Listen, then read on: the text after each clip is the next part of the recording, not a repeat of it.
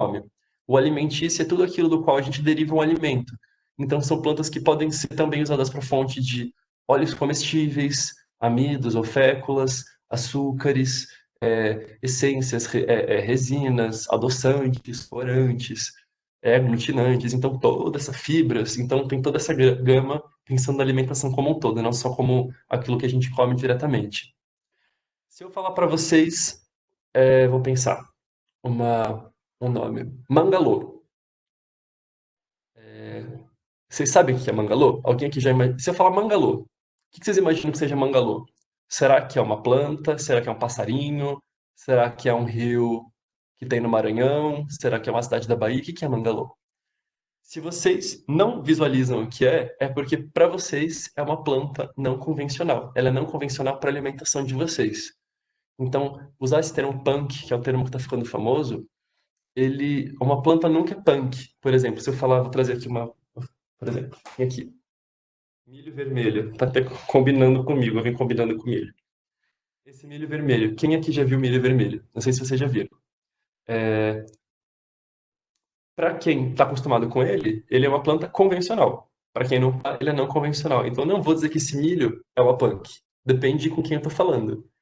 Então, é sempre uma punk para quem? Para mim, esse milho é não convencional. Talvez para alguém que esteja me ouvindo agora, ele seja convencional. Depois eu vou falar desse milho também. Então, são plantas que não são comercializadas em grande escala. Se alguém quiser comer mangalô ou o milho vermelho, se vocês não sabem onde vende, se vocês quiserem comer, hoje não, porque a gente está no meio da pandemia, mas num dia normal que está com o comércio aberto, se vocês quiserem consumir essa planta, se vocês não sabem onde vende, é uma punk. Se vocês não sabem quem produz, é uma punk.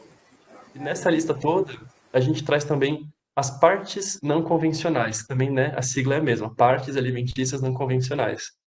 Que são esses recursos que a gente negligencia, mas que são alimentos, e que são partes de alimentos convencionais. Por exemplo, tem aqueles clássicos que a gente já ouve há muitos anos, voltou o som, partes daqueles alimentos que a gente já conhece. Então, por exemplo, a folha da cenoura, a folha da beterraba, mas tem outras partes que a gente poderia consumir e não consumir. Por exemplo, a semente do melão, que não tem, não tem muito óleo, é uma excelente fonte de cálcio. As folhas do quiabo, as folhas da batata doce, as folhas mais velhas da couve-flor, as folhas mais velhas do brócoli, algumas cascas, alguns talos. Então, tudo isso também é punk. E a gente está falando então de uma alimentação que não adianta falar de uma planta que vocês não vão ter acesso, se mesmo as partes não convencionais a gente não come, né? Por exemplo, se vocês vão numa feira e vocês já veem, por exemplo, inhame, cará, maxixe e quiabo, se a gente vê essas plantas e a gente não consome, não adianta eu querer falar de ampliar nossa alimentação se a gente não consome nem aquilo que a gente tem acesso, né? Então é um convite para que vocês passem a ampliar um pouco a alimentação de vocês e um convite para que vocês possam provar essas plantas que eu vou falar um pouco mais para frente. Então aqui eu trouxe um exemplo das partes não convencionais. E tem também os estágios não convencionais. Então tem a banana verde, né, que é fonte de biomassa, que tem amido resistente. A manga verde, que é um legume. A manga, quando ela está imatura, é super gostosa. Mamão verde, jaca verde. Todas essas são partes não convencionais ou estágios não convencionais que a gente poderia consumir e acaba não consumindo. Tem até aqui um comentário que eu já vou puxar um link então, um gancho. Eu não gosto do nome punk, apesar de trabalhar com ele. Porque quando a gente fala o termo punk, a gente está invisibilizando quem usa ele há muito tempo. Quando a gente fala que é não convencional, alguém já ouviu falar do jambu? O jambu é uma hortaliça amazônica que é muito usada em vários pratos típicos, especialmente no tacacá, no pato no tucupi. E é uma verdura, é uma hortaliça que dá uma sensação anestésica na boca. Para nós, aqui do sul-sudeste, é uma planta não convencional. Alguém aqui comeu jambu na última semana? Eu imagino que não. Mas quando eu falo que, se eu falar que ele é uma punk, eu tô invisibilizando todo mundo que consome ele milenarmente, talvez, né? Os povos indígenas que consomem ele da região amazônica. Então esse termo punk ele é meio controverso. A gente usa porque ele está na boca do povo, ele é mais ou menos fácil de entender e está famoso, mas não necessariamente é o melhor termo. O termo que eu gosto mais atualmente é um termo que vem do inglês, parece coisa de mineiro falando nus. Nus é N-U-S, que traduzindo seriam plantas negligenciadas e subutilizadas. Então a gente tem mais relação com o uso e não se é convencional ou não, porque não me importa se é convencional ou não, me importa que a gente não está usando e poderia usar mais. Então é um termo que eu gosto mais. Depois, se alguém tiver dúvida, depois eu posso passar o link do autor que trabalha com esse termo, nus. Em português ficaria pans. Pans? Plantas alimentícias negligenciadas e subutilizadas. Seria uma alternativa para o termo. Qual a contribuição das punk? Bom, a gente está falando de um cenário de 30 mil plantas. Muitas delas, especialmente as que eu vou apresentar hoje para vocês, elas são mais nutritivas do que as hortaliças convencionais. Como assim? Por que elas são mais nutritivas? Eu trouxe alguns teores comparativos, depois eu vou explicar o porquê isso acontece. Eu trouxe aqui a análise, né? Peguei aqui centesimal de diversos minerais para hortaliças convencionais e não convencionais. As não convencionais são essas quatro: beldroega, bertalha, ora, pronobis e taioba. Só para vocês verem a diferença, por exemplo, em cálcio. Todas elas que a gente tem aqui, em especial a ora, pronobis, olha o teor de cálcio tão mais elevado em relação às convencionais. A alface, vocês já sabem, já viram, a alface é basicamente a água na forma de verdura, né?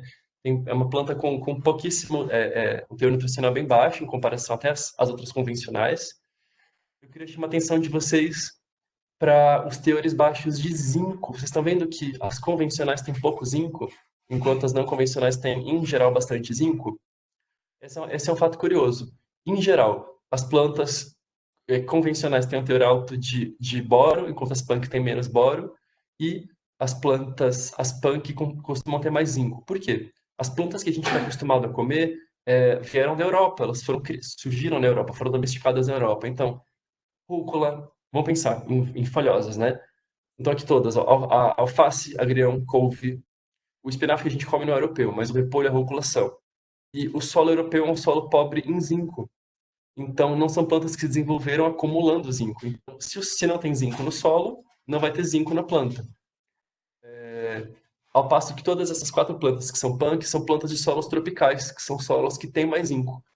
Então, são plantas que sabem absorver o zinco do solo. Então, quando a gente diversifica o nosso cardápio, a gente está comendo plantas que conseguem absorver outros minerais e que conseguem produzir outros compostos fitoquímicos. Então, o perfil nutricional dessas plantas punk vão ser bem distintos das plantas convencionais. Deixa eu ver se tem mais algum valor aqui para eu destacar, que seja interessante. Eu acho que o zinco seria o mais interessante. O manganês também para as não convencionais. Vou aqui para o próximo slide.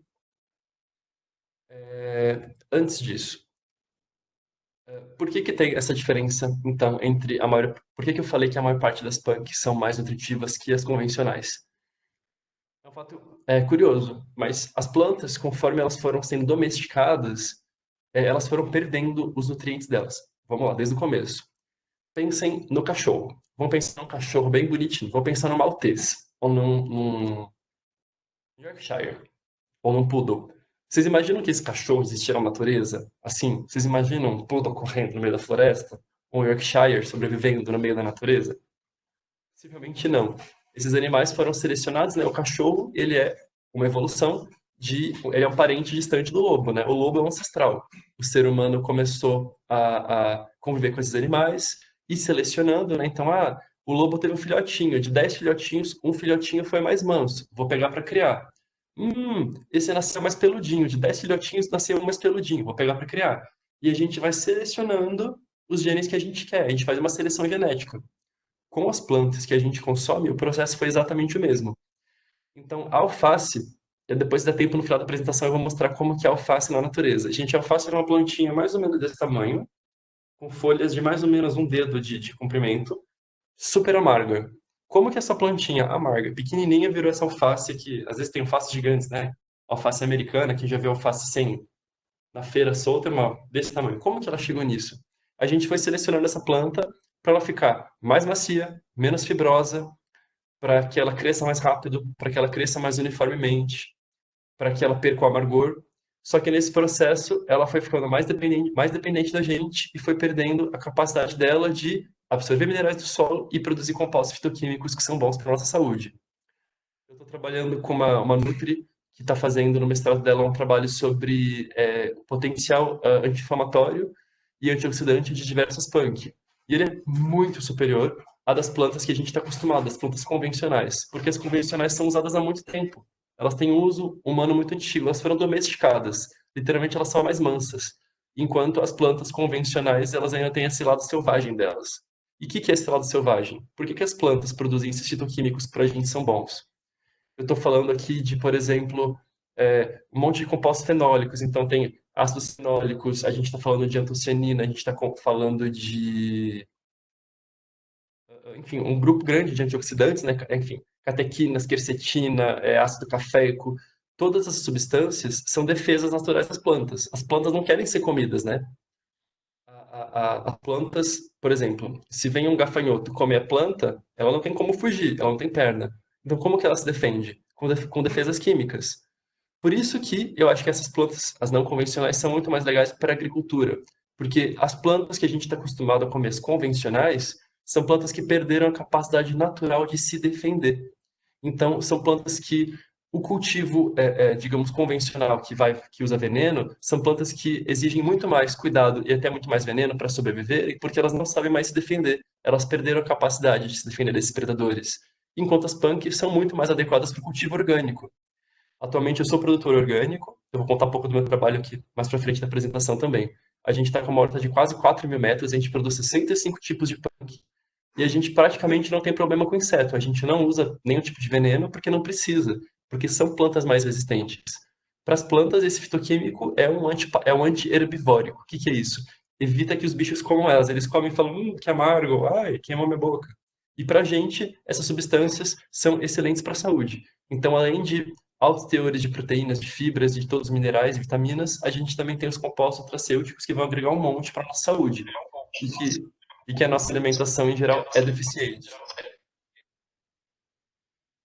Uh, aqui no bate-papo se tem mais alguma pergunta.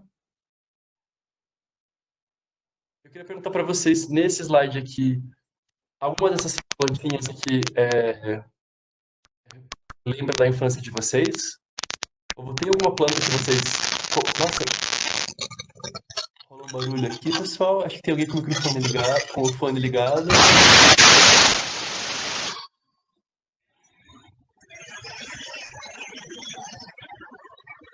Se quem puder, por favor, desconectar o microfone.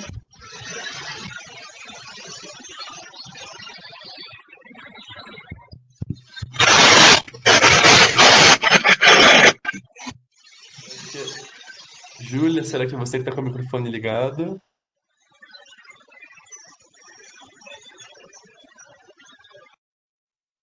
Pronto, obrigado. Todos me ouvem, ok? Então, já reconheceram aqui pitanga, azedinha, melão de São Caetano. Ah, que legal. Essa vermelhinha aqui seria o hibisco colibri ou malvavisco, né? Quem é criança chupava o melzinho dela. Eu trouxe vou trazer falar um pouco dessa parte de afeto, porque essas plantas que eu vou falar de não convencionais, vocês já conhecem. A gente comia na infância. É, a gente consumia elas sem nem saber que era comestível, né? Que bom que é comestível, senão a gente não estaria aqui hoje, né? Se fosse veneno, a gente estaria em outro lugar agora. E então que bom que elas não são tóxicas. Aqui, ó, o Edevan falou que conhece todas. Vou pular aqui mais um slide. Como é que pula? Foi. Eu queria perguntar para vocês: tem algum alimento da infância que vocês lembram de comer e que vocês já não encontram mais? Quem até quiser lembrar e quiser comentar aqui. Ah, eu comia uma fruta na casa da minha avó que eu não lembro. Ah, eu comia um milho vermelho que eu não vejo mais. Eu comia uma fruta diferentona. Tem um matinho que eu comia que era gostoso, eu não sei o nome. Ó, cuibar, bingá. E vocês perceberam que essas plantas da infância, elas já estão meio que sumindo? Nessa foto aqui eu trouxe manga. Vocês não parecem, mas são mangas, tá?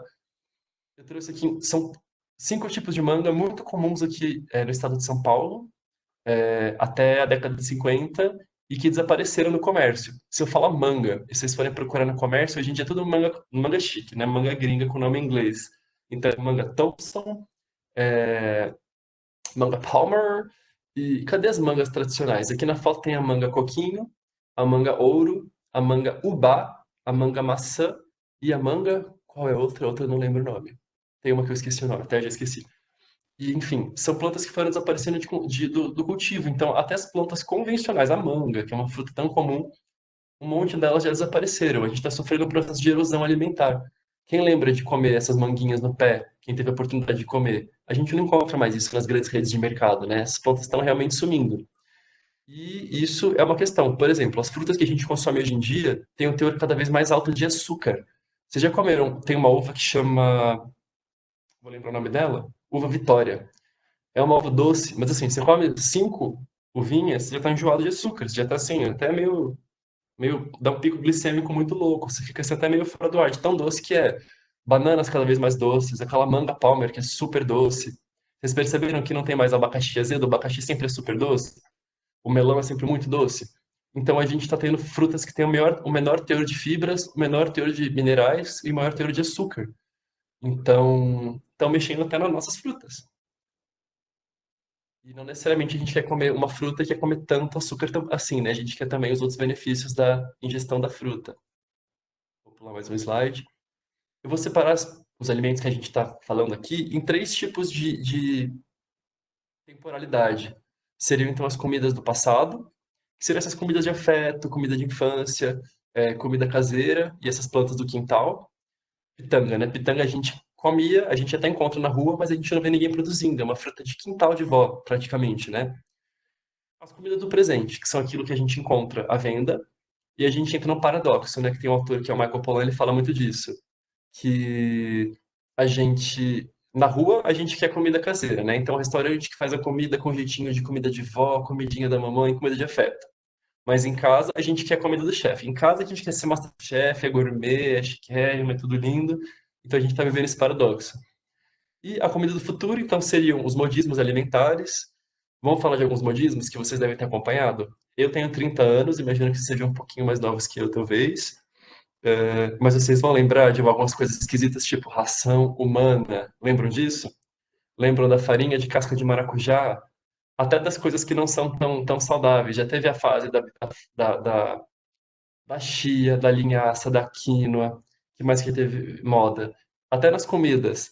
Teve a moda do cupcake, a moda do petit gâteau, a moda da paleta mexicana. Vocês lembram desses modismos? E então tem os modismos e tem as tendências de alimentação. E eu espero que as punk entrem nesse caminho das tendências de alimentação. O que faz o alimento pertencer ao passado, gente? Como que a gente faz pensar no alimento? Ele era alimento e hoje em dia ele não é mais. Eu deixo algumas reflexões para a gente tentar responder ao longo da nossa conversa. Será que existe de fato algum alimento que seja ultrapassado?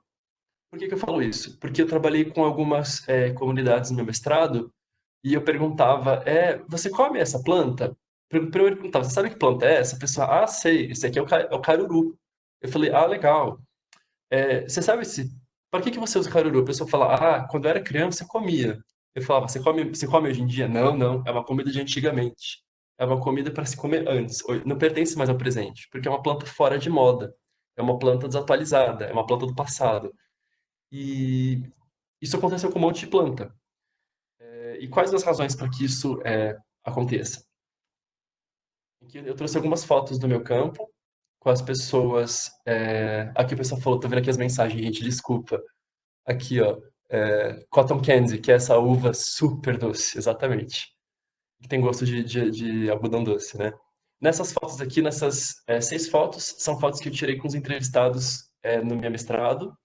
Eu fiz uma metodologia que chama turnê guiado, olha que nome chique. Eu simplesmente contatei esses idosos, né? Fiz uma metodologia para chegar até eles e falei, olha, você poderia... Eu me convidei para conhecer a casa deles e falei, vocês podem me mostrar o quintal de vocês? E eu queria que vocês me mostrassem aquilo que vocês comem do quintal de vocês. Foi só isso. E eles foram andando e me mostrando, né? É uma população bastante idosa. Então aqui na primeira foto ela está mostrando um pé de inhame, na segunda foto a senhora de vestido florido está mostrando um pé de pimenta da Jamaica. Aqui na terceira foto ele está me mostrando um tipo de jurubeba. Alguém já falou de jurubeba? É uma frutinha pequenininha que tem um sabor amargo, forte. Aqui no quarto, na quarta foto é um tipo de amora verde. Aqui na quinta foto, alguém sabe o que que é? É um araçá. E na sexta foto que já acertaram, o Romário já conhece é o jambo vermelho, né? Tem até aquela expressão, né? Moreno cor de jambo, que eu não queria ter a cor desse jambo, olha que cor mais linda. E, bom, meu mestrado seguinte, depois tiver curiosidade, chama Patrimônio em Risco, o conhecimento etnobotânico de plantas alimentícias em quintais urbanos. Eu gosto de nomes compridos para dissertações. Trazer um pouquinho mais os resultados. Aqui, um resultado de uma das cidades que eu entrevistei. Tem 5 plantas que eu vou considerar como não convencionais. Então, seria a beldroega, o caruru, a maria gorda, a serralha e a taioba. Então, dos entrevistados, por exemplo, para o caruru, 16 reconhecem essa planta, eles ainda sabem identificar, mas e ainda consomem. Alguns deles já não consomem mais. Então, são plantas que são oriundas de coleta, né? Eles não compram, eles pegam do quintal. E são plantas que eles reconhecem, eles sabem que é comida, mas eles já não comem, porque eles acham que é Que uma coisa do mãe? passado. Ah, Então, então elas tá. passam a ser vistas como uma planta do passado. Portanto, pensa assim, se vocês acham que o conhecimento não tem utilidade, vocês não têm interesse em passar ele para os seus filhos? Por exemplo, eu conheço caruru, não como. Eu vou ensinar meu filho a comer? Se eu não como, por que que eu vou ensinar meu filho? Então, é isso que estava acontecendo nessas cidades. Essas plantas remetiam, aqui embaixo eu falo, né, razões para o não consumo. Essas plantas remetiam a um passado rural, um passado pobre, a um passado de até de precariedade mesmo. Então, hoje em dia, essas pessoas que conhecem essas plantas e não comem mais, elas são urbanas. Tipo, gente, eu sou chique, eu tô morando no centro urbano agora, eu não como mais essas plantas. Isso aqui é de quando eu era caipira, de quando eu era da roça. Então, elas já associam com esse passado negativo. Em parte também porque são plantas que eu falei escassez, porque são plantas que elas não encontram mais no mercado. E nem todo mundo vai ter tempo de ficar colhendo a própria comida. A gente quer encontrar ela no mercado e comprar. Pararam de produzir, pararam de vender, a gente parou de comer. E tem gente que falou que é por preferência de sabor. Falou, não, não, não. Não como mais caruru, agora eu só como espinafre. Eu não gosto mais, achei ruim, não quero. Tudo bem, né? Cada um com seus direitos de não gostar. Mas esse processo levou a quê? Esse processo levou a tendência de desaparecer esses conhecimentos. Então aqui eu coloquei esse slide aqui, eu mostrei mais 4 plantas que estavam desaparecendo, que é a cambuquira ou broto de abóbora. A cambuquira da abóbora, o broto quando eu falo não é o germinado, tá? É a ponteira da rama, né? A ponta do ramo. É uma das partes mais nutritivas. É extremamente rica em cálcio, ela é super saborosa, é rica em fibras, tem um monte de antioxidantes e foi praticamente desconhecida. A professora que comentou, ó, caruru era considerado no sítio e praga nas plantações de soja e trigo. Hoje em dia não se encontra facilmente. O caruru é essa quarta foto aqui, a figura 4. E ele desapareceu. O caruru, ele é parente da quinoa, ou quinoa, e do amaranto. Então, além de grãos comestíveis, ele tem folhas comestíveis. Ele tem de 4 a 7 vezes mais ferro que o espinafre, que já é a hortaliça mais rica em ferro que a gente consome. E é uma planta que dá no mato.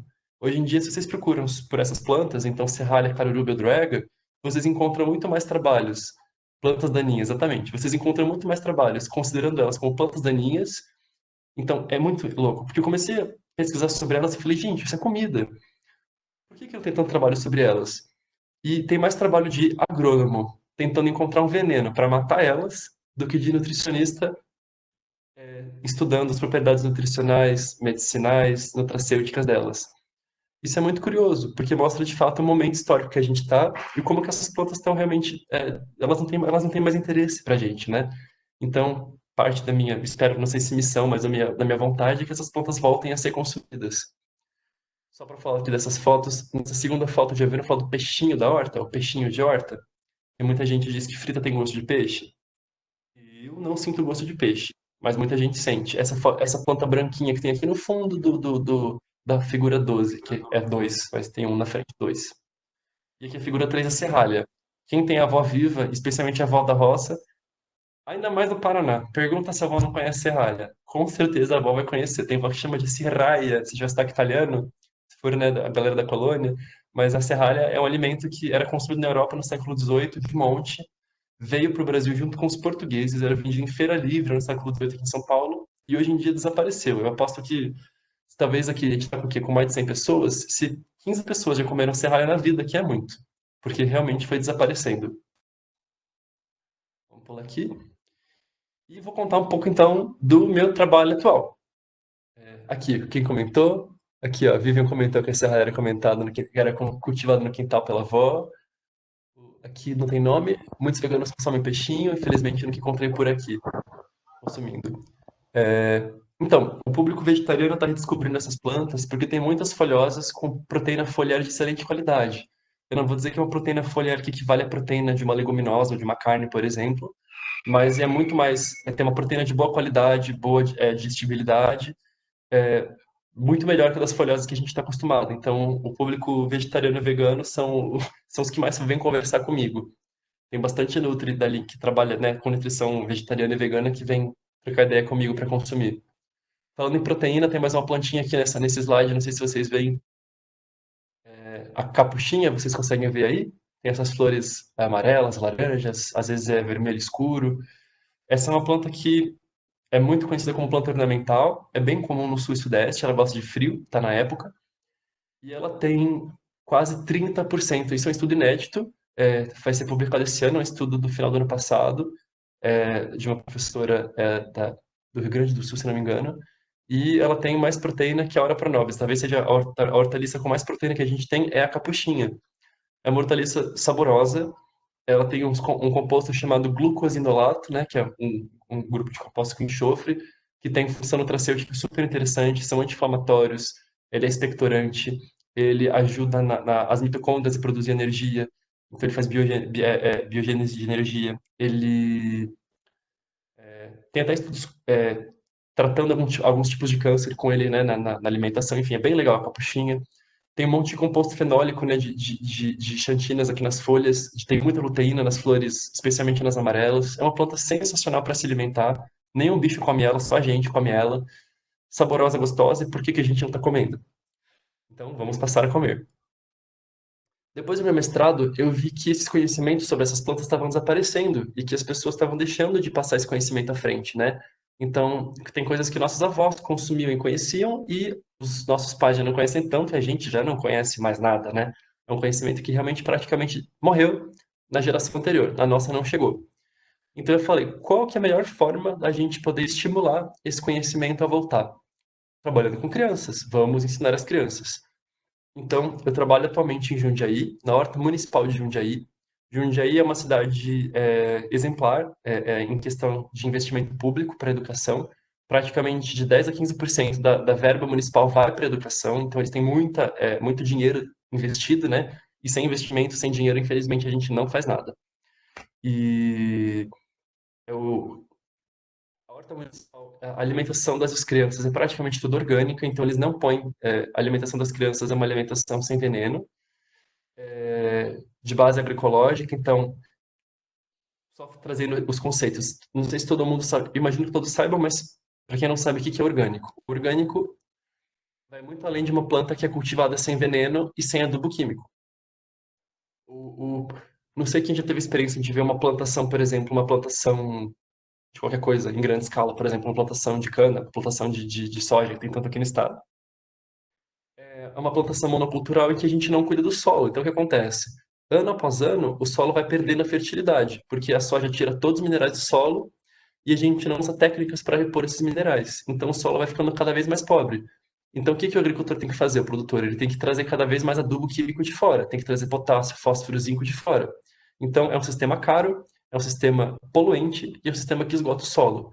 O orgânico tem a perspectiva de não esgotar o solo. O orgânico, ele cuida do solo. Então, essa é a principal diferença. Além dos impactos para a saúde, né, da gente não estar consumindo diversos tipos de agrotóxico, a gente está também cuidando do solo. E a gente também está cuidando do agricultor, porque, ah, por exemplo, o Paraná é líder em suicídio entre os agricultores. E isso está associado ao uso de diversos agrotóxicos, que são venenos, né? Eles são disruptores endócrinos e causam problemas neurológicos. Então, tem casos crônicos de depressão e suicídio, especialmente no Paraná, no sul do Paraná, que estão associados com as áreas. Se a gente sobrepor o mapa de suicídio no Paraná e de maior uso de agrotóxico, os mapas são perfeitamente sobrepostos. É, então, o orgânico também cuida do agricultor, né? Que é aquele que planta a nossa comidinha. Então, o PNAE ele apareceu o PNAE foi alterado agora, coisa de 2, 3 semanas atrás, eu não consegui ler o que foi alterado, mas as PANC não estão previstas no PNAE. Porém, elas estão previstas em algumas leis municipais. No Rio Grande do Sul, a gente tem umas 3 cidades já trabalhando as PANC no programa, nas diretrizes de alimentação municipal. Jundiaí tá, São Paulo tá, tem algumas cidades do Espírito Santo que estão. Então, enquanto não está a nível nacional ou estadual, os municípios estão colocando isso na política, né? Então, Jundiaí tem essa horta, a produção de Jundiaí ela é centralizada. Então, praticamente todas as hortaliças folhosas e raízes, elas vêm que a Mariana contou pra gente que a Marechal Rondon também tem, cidade. Então, todas as hortaliças vêm desse local que chama Vale Verde, que é uma horta municipal. Então, é muito fácil a gente conseguir distribuir para as escolas, porque a gente produz as punk e elas vão junto com as convencionais para as escolas. Vou tomar só um bolinho de água, a gente licença. Pronto. Então, a gente trabalha em 3 frentes nesse projeto. A gente está produzindo punk para alimentação escolar, a gente está fazendo formação de educadores e cozinheiros, porque não adianta a gente trazer uma planta. Imagina que eu trago um maço dessa capuchinha linda aqui para escola. Se o cozinheiro não souber usar, e se o educador, o professor, não souber o que é aquilo e explicar para o aluno, o meu trabalho vai ser em vão, né? Porque eu não quero que as crianças comam só um verde picadinho no prato, né? A minha ideia não é trazer a exemplo da ração humana só um complemento da alimentação sem que a pessoa não saiba o que ela está comendo. Eu quero que ela saiba o que está ali, né? Eu acho que dentro das diretrizes que a gente trabalha, né, até uma nutrição humanizada, é que e seja culturalmente apropriado e a pessoa saiba o que ela está comendo. Então eu quero que os professores consigam passar para as crianças, olha, essa é a capuchinha, ela serve para isso, ela tem esse gosto, a gente vai comer hoje na salada, prestem atenção, vamos desenhar a capuchinha, vamos fechar o olho e sentir o gosto dela, vamos plantar a capuchinha. Então, essa é a atividade 3 que a gente faz. Tudo que as crianças comem, elas trabalham na sala de aula e elas plantam na horta da escola. Então, elas têm acesso à planta. Por que isso tudo? É o que eu estou trabalhando no meu doutorado. A minha hipótese é de que as crianças, tendo essa educação alimentar e nutricional, multifacetada, ou seja, não só recebendo no prato, mas vendo isso na horta, elas vão passar a conhecer essa planta. E eu espero que elas virem adultos que, mesmo que não adorem essas plantas, que eles conheçam. Então, que quando eles forem para uma feira, por exemplo, eles sabem identificar, olha, essa capuchinha, nossa, tem gostinho da minha infância, eu comia na creche, eu comia na escola, aquela florzinha, eu pegava na horta, blá blá blá. E que elas passem a consumir e comer. E que essas plantas deixem de ser não convencionais, que elas passem a fazer parte do dia a dia desses futuros consumidores. Alguns dados aqui nessas bolinhas brancas aqui. A gente tem uma área de 2.500 metros de área produtiva. A gente está mandando por volta, estava mandando antes da quarentena 300 maços semanais. Atualmente a gente está mandando para hospitais. A gente pegou os 2 hospitais de Jundiaí, que é o São Vicente de Paulo e o Hospital Universitário, e a gente está mandando essas PANC para alimentação hospitalar. Porque são PANCs que essas plantas vão agregar também na alimentação, né? Pensando que a gente tem bastante paciente debilitado e que a alimentação hospitalar ainda hoje, eu também trabalho no Hospital São Camilo aqui de São Paulo, a alimentação hospitalar ainda hoje deixa a desejar, né? Quando a gente fala a gente quer falar que a comida tá ruim, você quer falar mal da comida de alguém, você fala, parece comida de hospital. E quem falou que a comida de hospital tem que ser ruim, né? Pelo contrário, deveria ser gostosa. Quando o paciente está mais debilitado, não pode escolher o que vai comer, deveria ser uma delícia. Então a gente quer agregar um pouco de nutriente e sabor para essa alimentação. A gente está atendendo atualmente mais de 17 mil alunos e a gente está fazendo formação em 58 escolas que tem horta. Mais alguns dadinhos aqui. Bom, a gente está agora recebendo PANC 110 escolas. Esse projeto chama Inova na Horta. A gente está na fase 2, né? A gente estava entregando ano passado, agora é fase 2, 2020. Aparece aqui escrito para mim que algumas pessoas levantaram a mão. O que que eu posso fazer com essa informação, gente? Não sei. Se alguém quiser perguntar alguma coisa aqui, pode perguntar, tá? Eu tô com o chat aberto. Estão seguindo? Opa. Com base em quais critérios que a gente levou, pensando que a gente tinha um universo de quase 5.000 plantas para poder oferecer para alimentação? Como que a gente chegou nessas plantas? A gente, primeiro, pegou plantas que fossem bem estudadas nutricionalmente, né? Porque não adianta a gente trazer uma planta que a gente ouve falar que é boa, mas que não tem o dado nutricional delas. Então, são plantas que eram bem estudadas e que tivessem alto valor nutricional, porque a gente não quer gastar tempo e energia plantando mais uma alface. A gente quer uma planta que vai agregar na alimentação. Palatabilidade. Então, vocês falam assim, legal, um monte de planta, mas vai ter gosto de mato? Isso tudo vai ter gosto do quê? Então, a gente pegou as plantas que tivessem sabor, textura, aspecto e aroma agradáveis. Tem plantas que são mais picantes, tem plantas que são mais ácidas, tem plantas que têm uma textura mais macia na boca, outras mais crocantes, mas todas elas são plantas que a grande maioria das pessoas vai gostar. A gente não consegue agradar todo mundo, tem sempre alguém que não gosta de alguma coisa, mas em linhas gerais são plantas agradáveis. E também plantas resistentes, porque a gente queria plantar na horta da escola. E o professor não é agricultor. Então tem que ser plantas que fossem aguentar o tranco de um feriado prolongado, de um professor que esqueceu de regar. A gente teve que pegar plantas que fossem de fato bem resistentes. Tem criança que sobe no canteiro e pisa nas plantas, tem todas essas aventuras que a gente passa na horta. Então as plantas realmente tinham que ser quase imortais. A gente pegou as mais imortais possível. Um pouquinho da nossa estratégias de trabalho.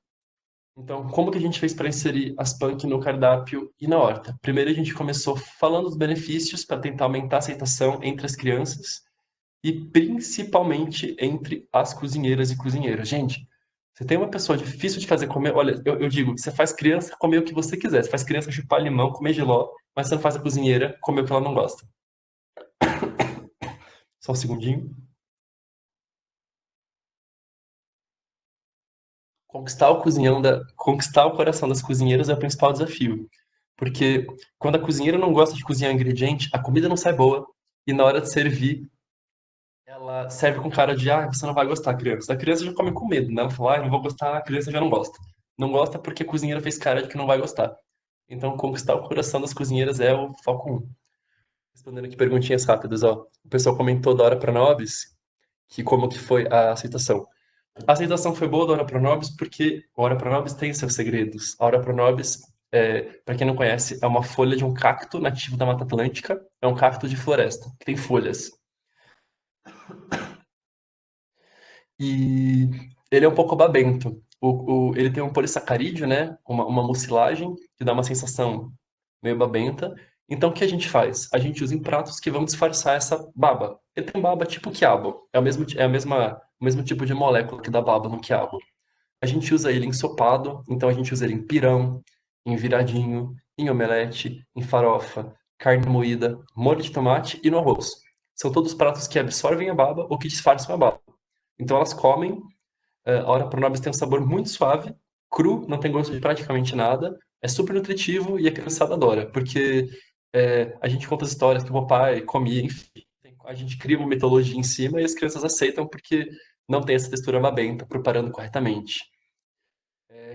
Bom, a nossa segunda estratégia de de conquistar, né? Então a gente faz degustação com as cozinheiras, a gente traz uso do passado. Tem muita cozinheira que atualmente está na rede, é concursada, mas que era agricultora. A gente fala, então, tá vendo essa serralha aqui?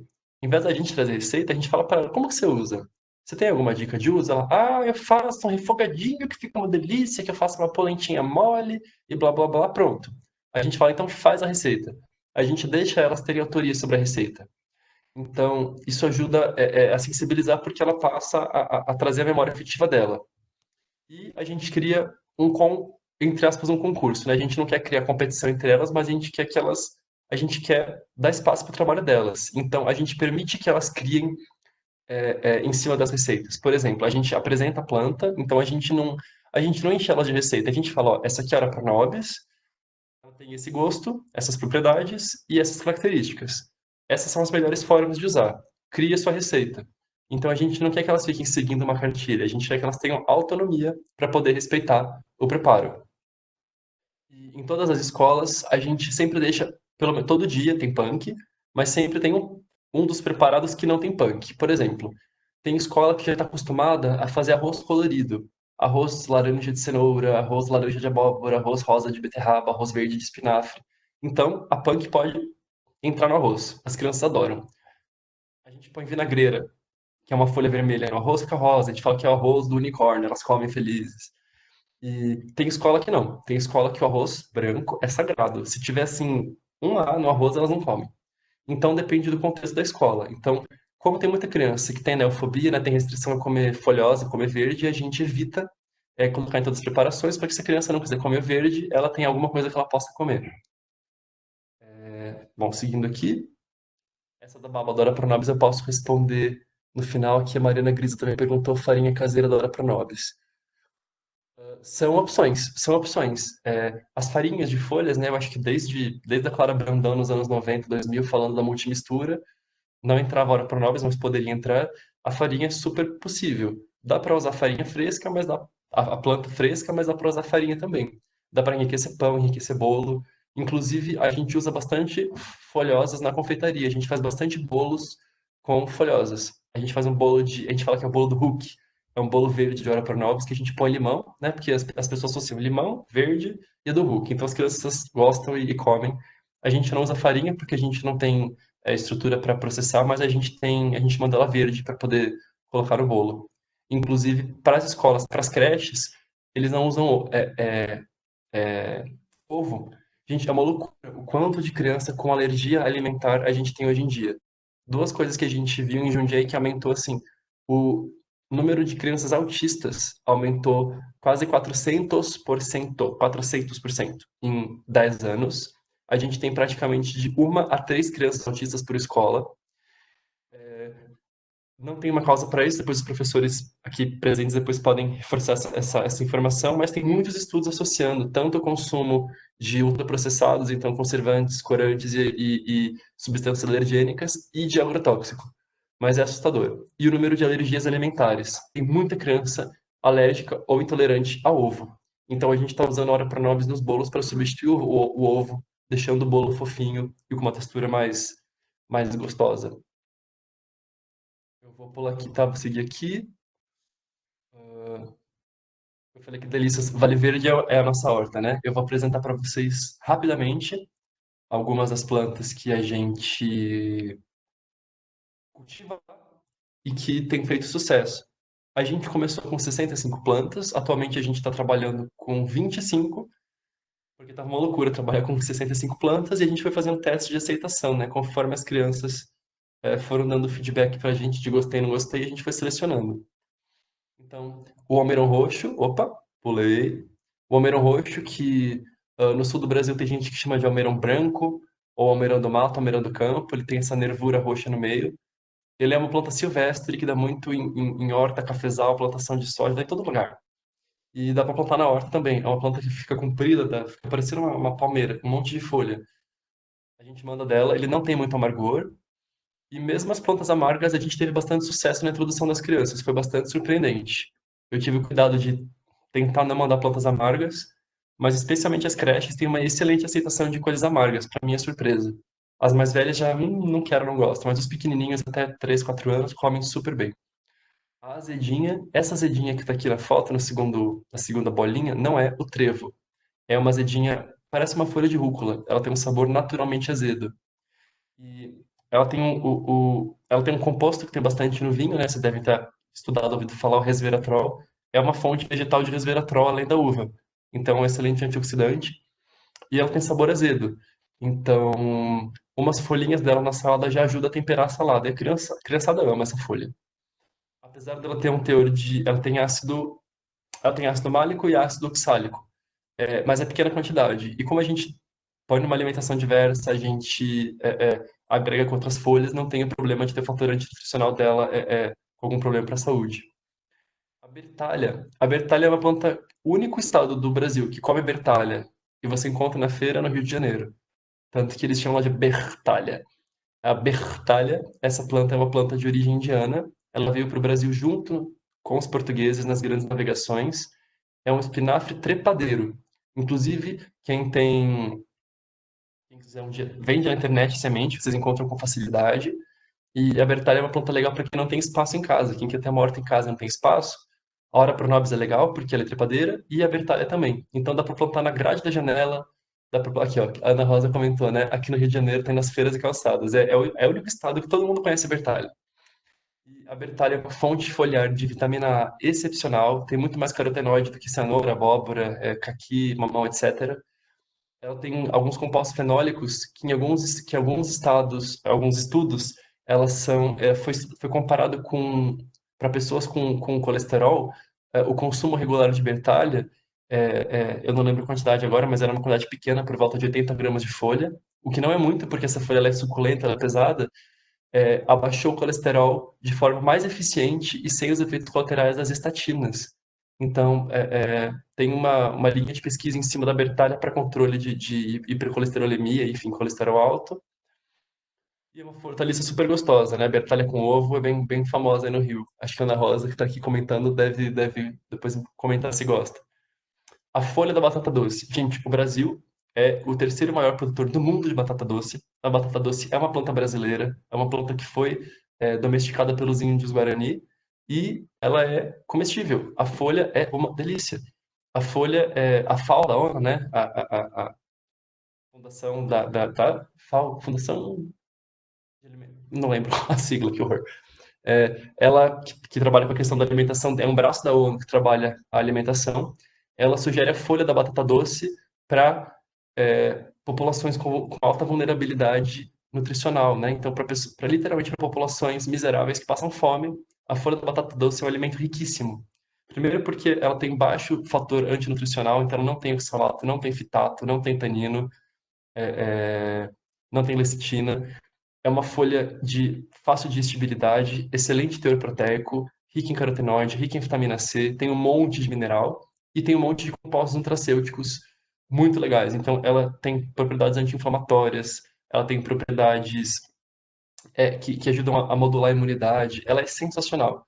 E imagine que o Brasil é o terceiro maior produtor e a gente joga as folhas da batata doce fora. Então, imagine o desperdício que acontece, né, na agricultura. A gente fala, não pode jogar comida que tá no prato fora. Enfim, o desperdício começa muito antes. O desperdício começa no campo. Quando a gente colhe um monte de batata doce e joga essas ramas fora, as folhas fora, a gente já tá jogando comida fora. O uso tradicional da batata doce, uma curiosidade, ela é tão anti-inflamatória que populações do campo usam ela para tratar dor de garganta e para tratar problemas, gengivite, dor de dente. É só mastigar a folha, ou fazer um chá, ou fazer uma pastinha e bochechar, gargarejar que melhora o quadro. Porque ela é muito anti-inflamatória. E é um alimento delicioso. O nabo, ou folha de nabo, aqui na próxima bolinha.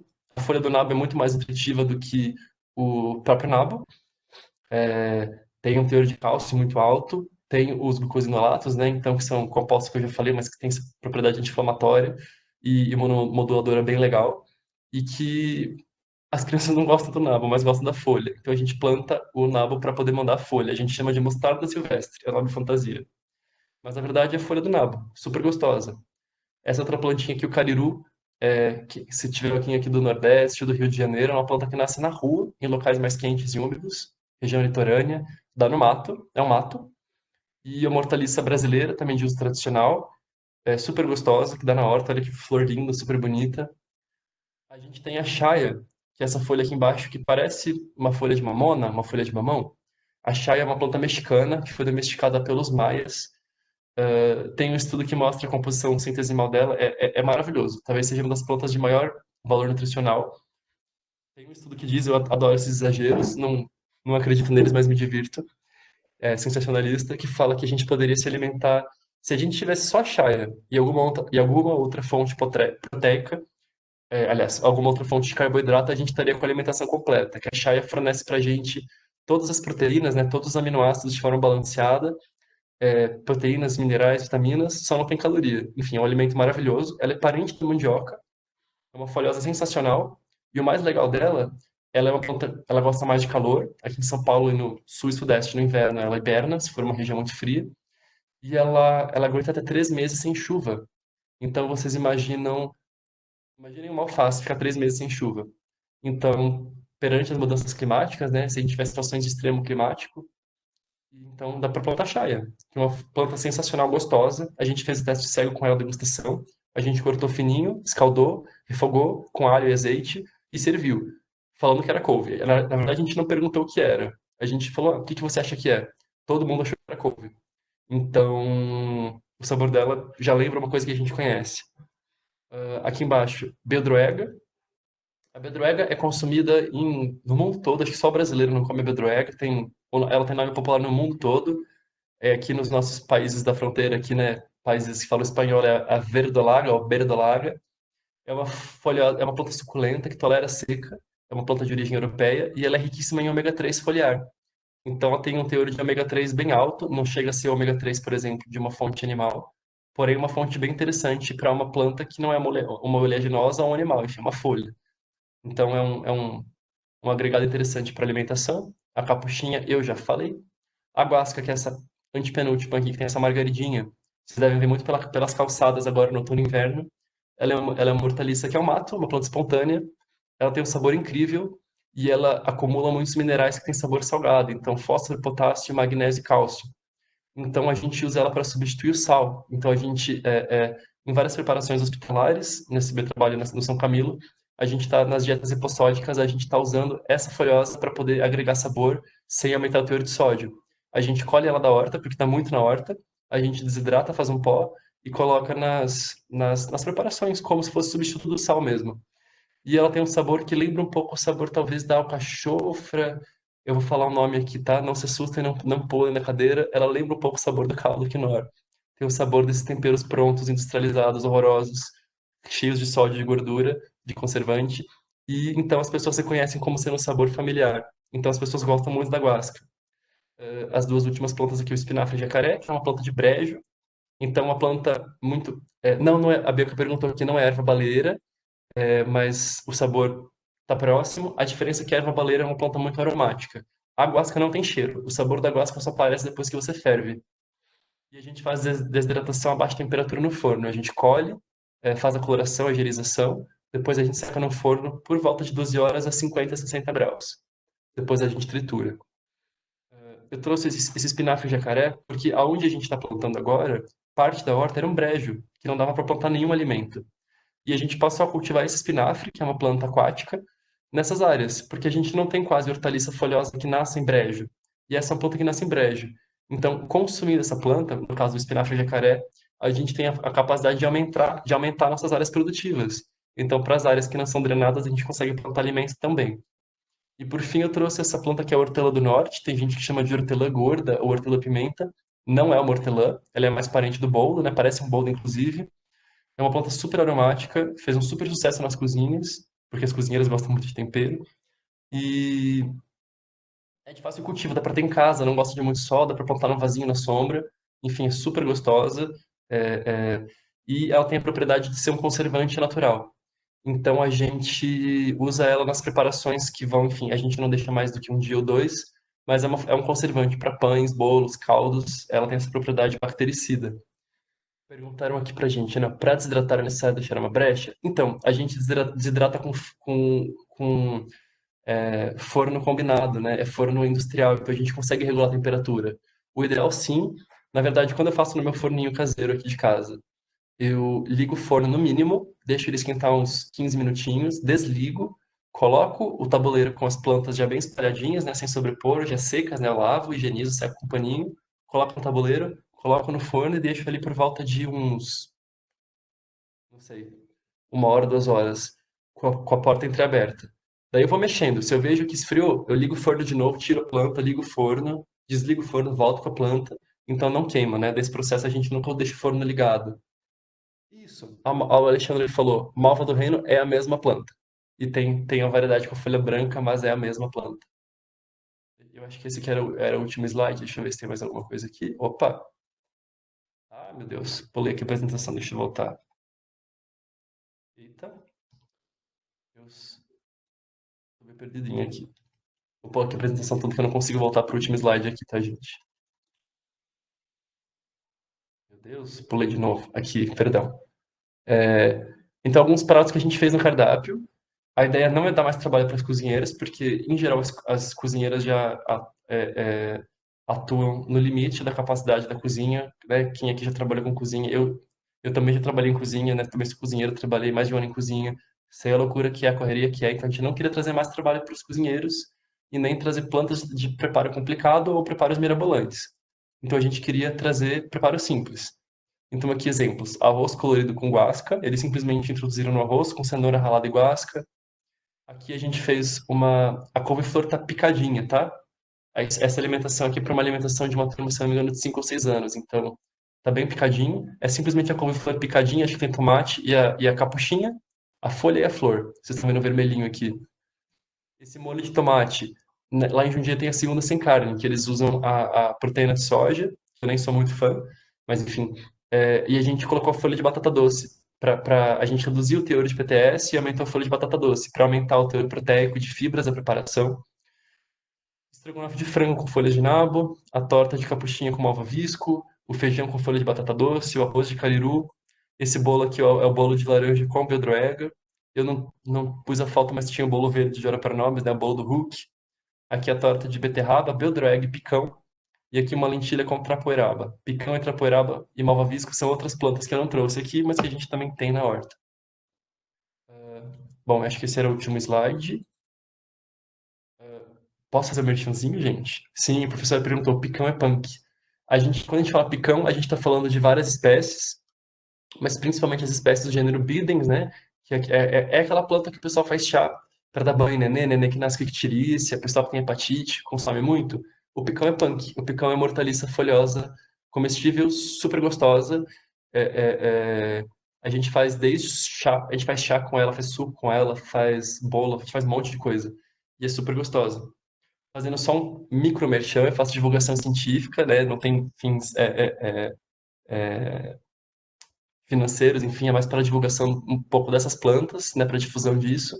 Eu tenho a página que está um pouquinho parada, da matasdecomer.com.br, tem o Instagram também. Então, tudo isso que eu trouxe para vocês, a minha rotina lá em Jundiaí, o nosso dia a dia, eu posto lá no Instagram.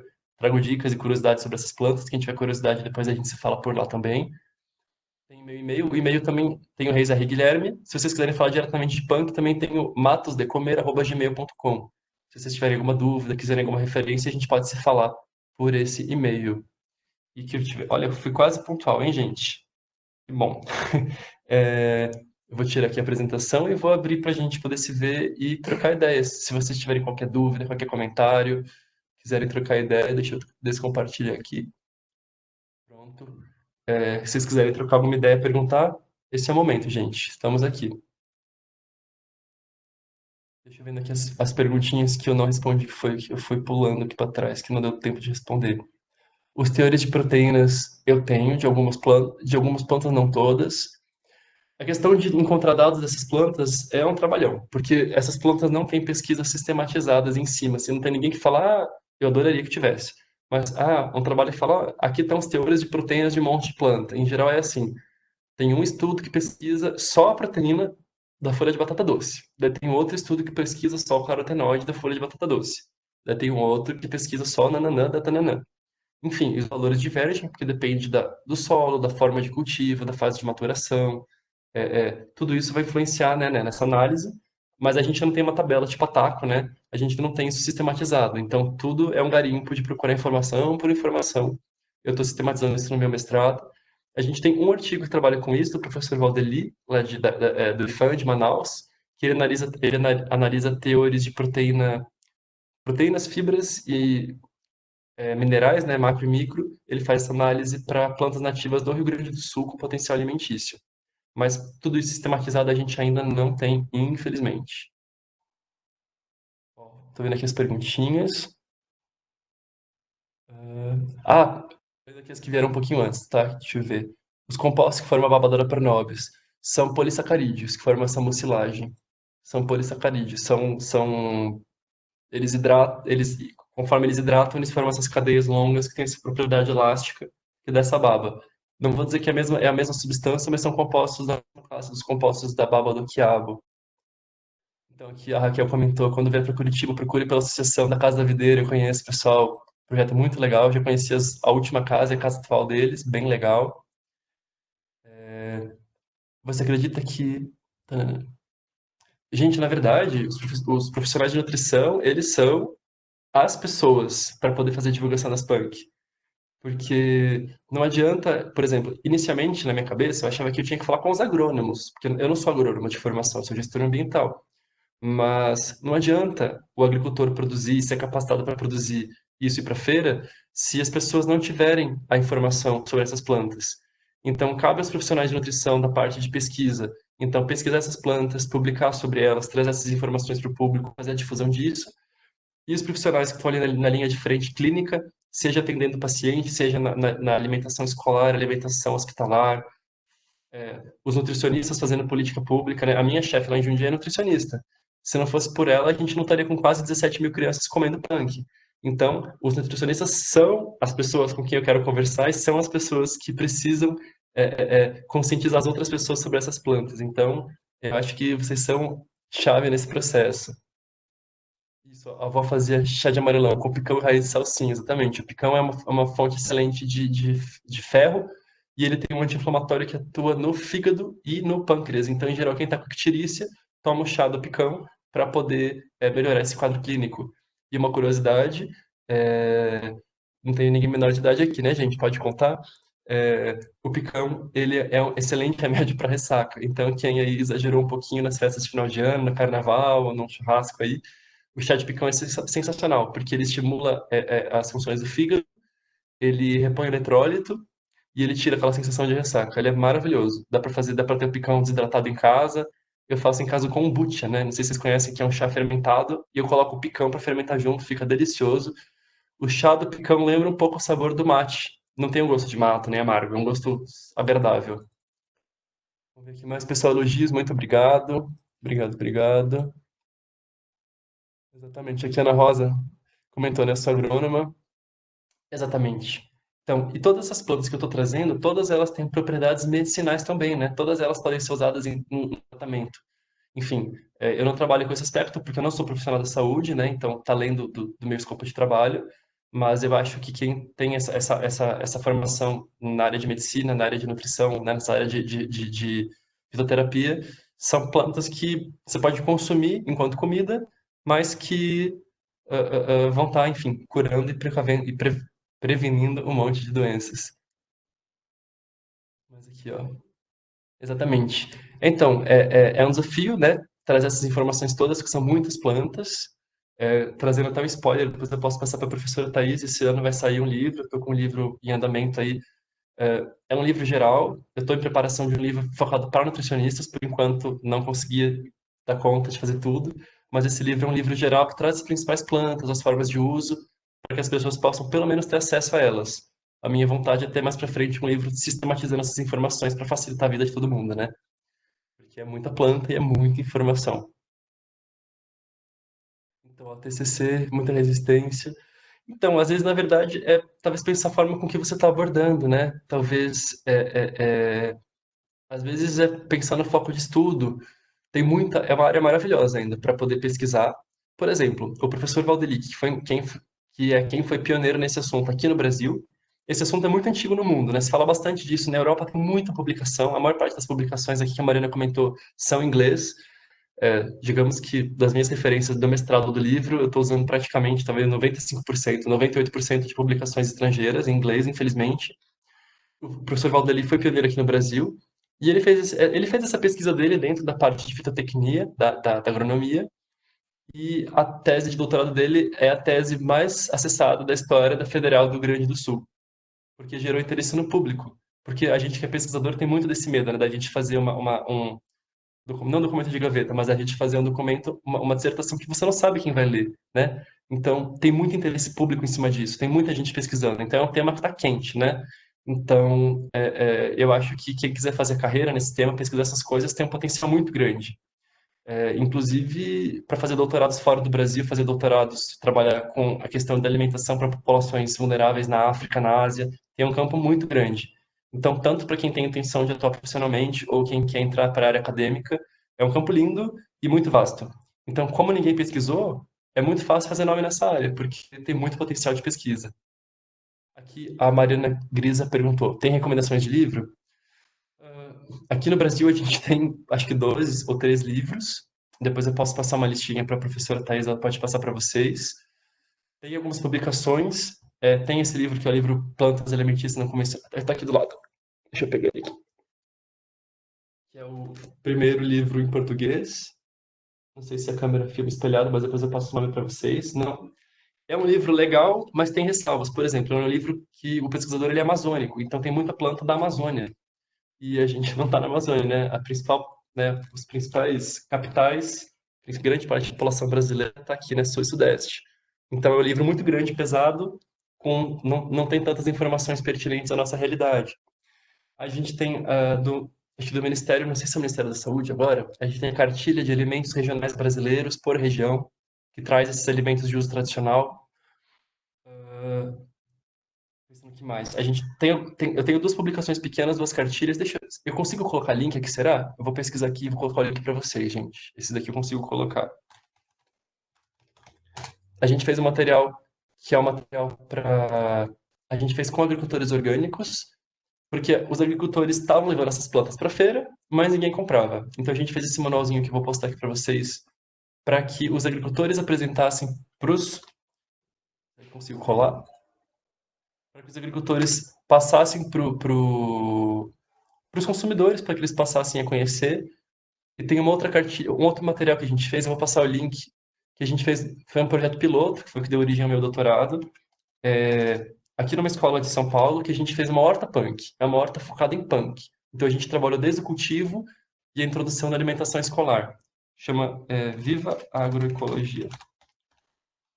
Ó, gente, o bom de fazer esses eventos online é que a gente consegue passar link rapidinho, né? Deixa eu achar aqui.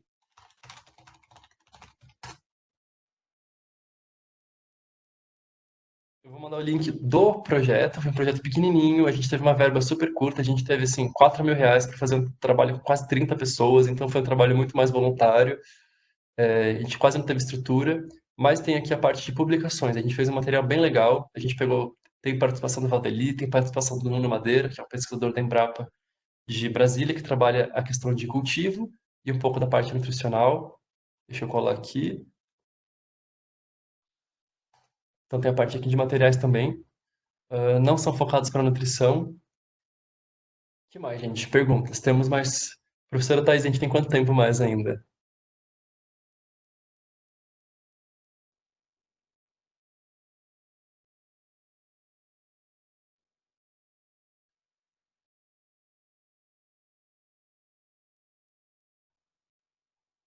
Thaís?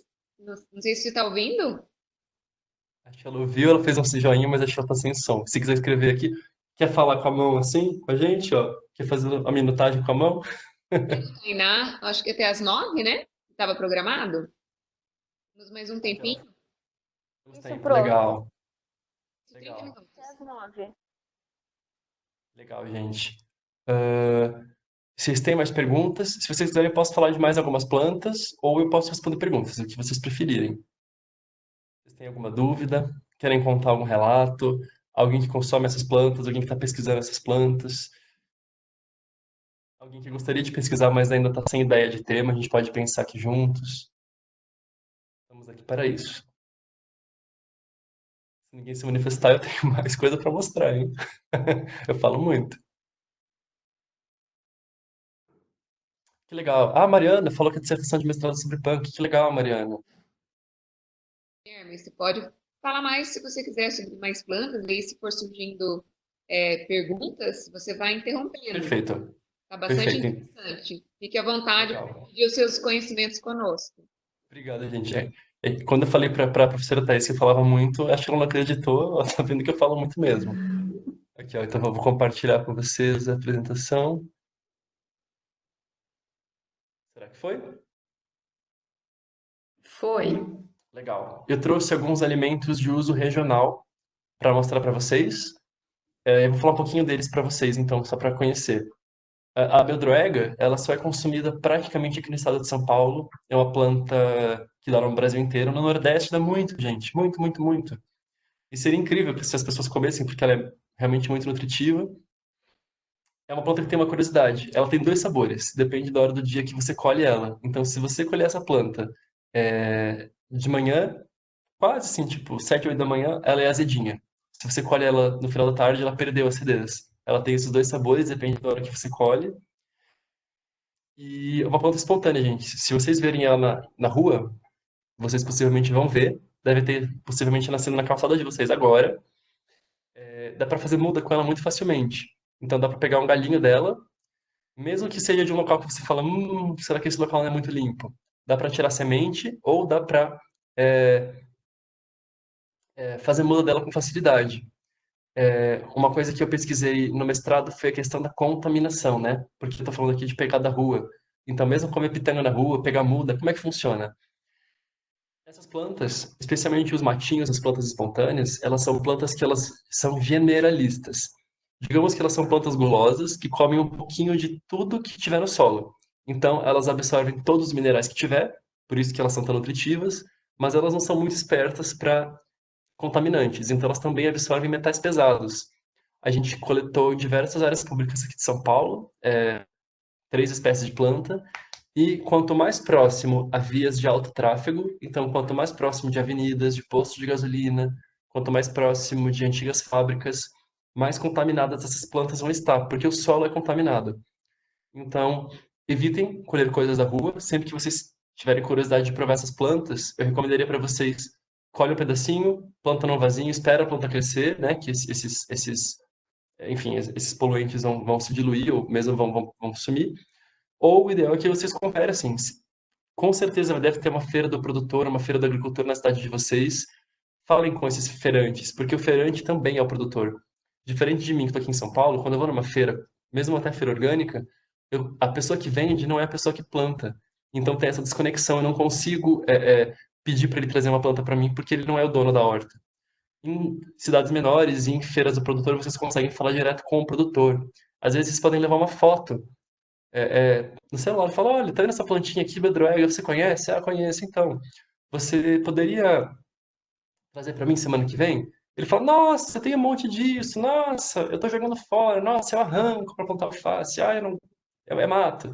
Enfim, você tá comendo um alimento gostoso, saudável, que não tem veneno e que o agricultor ia jogar fora. Então, é fácil de conseguir essas plantas, as feiras orgânicas são os melhores lugares. Eu vi aqui que tem pergunta, deixa eu já ver aqui. Onde que eu vejo? Peraí. Nossa, sumiu tudo. Opa, sumiu tudo mesmo. Peraí, perguntas. Vamos lá. Aqui, bom, cuchá ou vinagreira, inclusive, eu vou pegar para mostrar para vocês. A gente fez uma colheita de cuchá hoje, né? Eu vim de Jundiaí hoje para cá, aqui para São Paulo. O cuchá ou vinagreira é uma planta de origem africana, da família do quiabo. Tem essa mesma baba que tem o quiabo, mas o cuchá é o que se chama no Nordeste de cuchá, a gente chama aqui em São Paulo de hibisco. É a planta que dá o chá de hibisco. A diferença é que no Nordeste eles comem a folha e o fruto. Aqui em São Paulo a gente faz o chá mais, né? Vocês me dão licença para pegar? Um segundinho, tá aqui do meu lado. Eu trouxe quase 20 quilos de cuchá aqui para casa.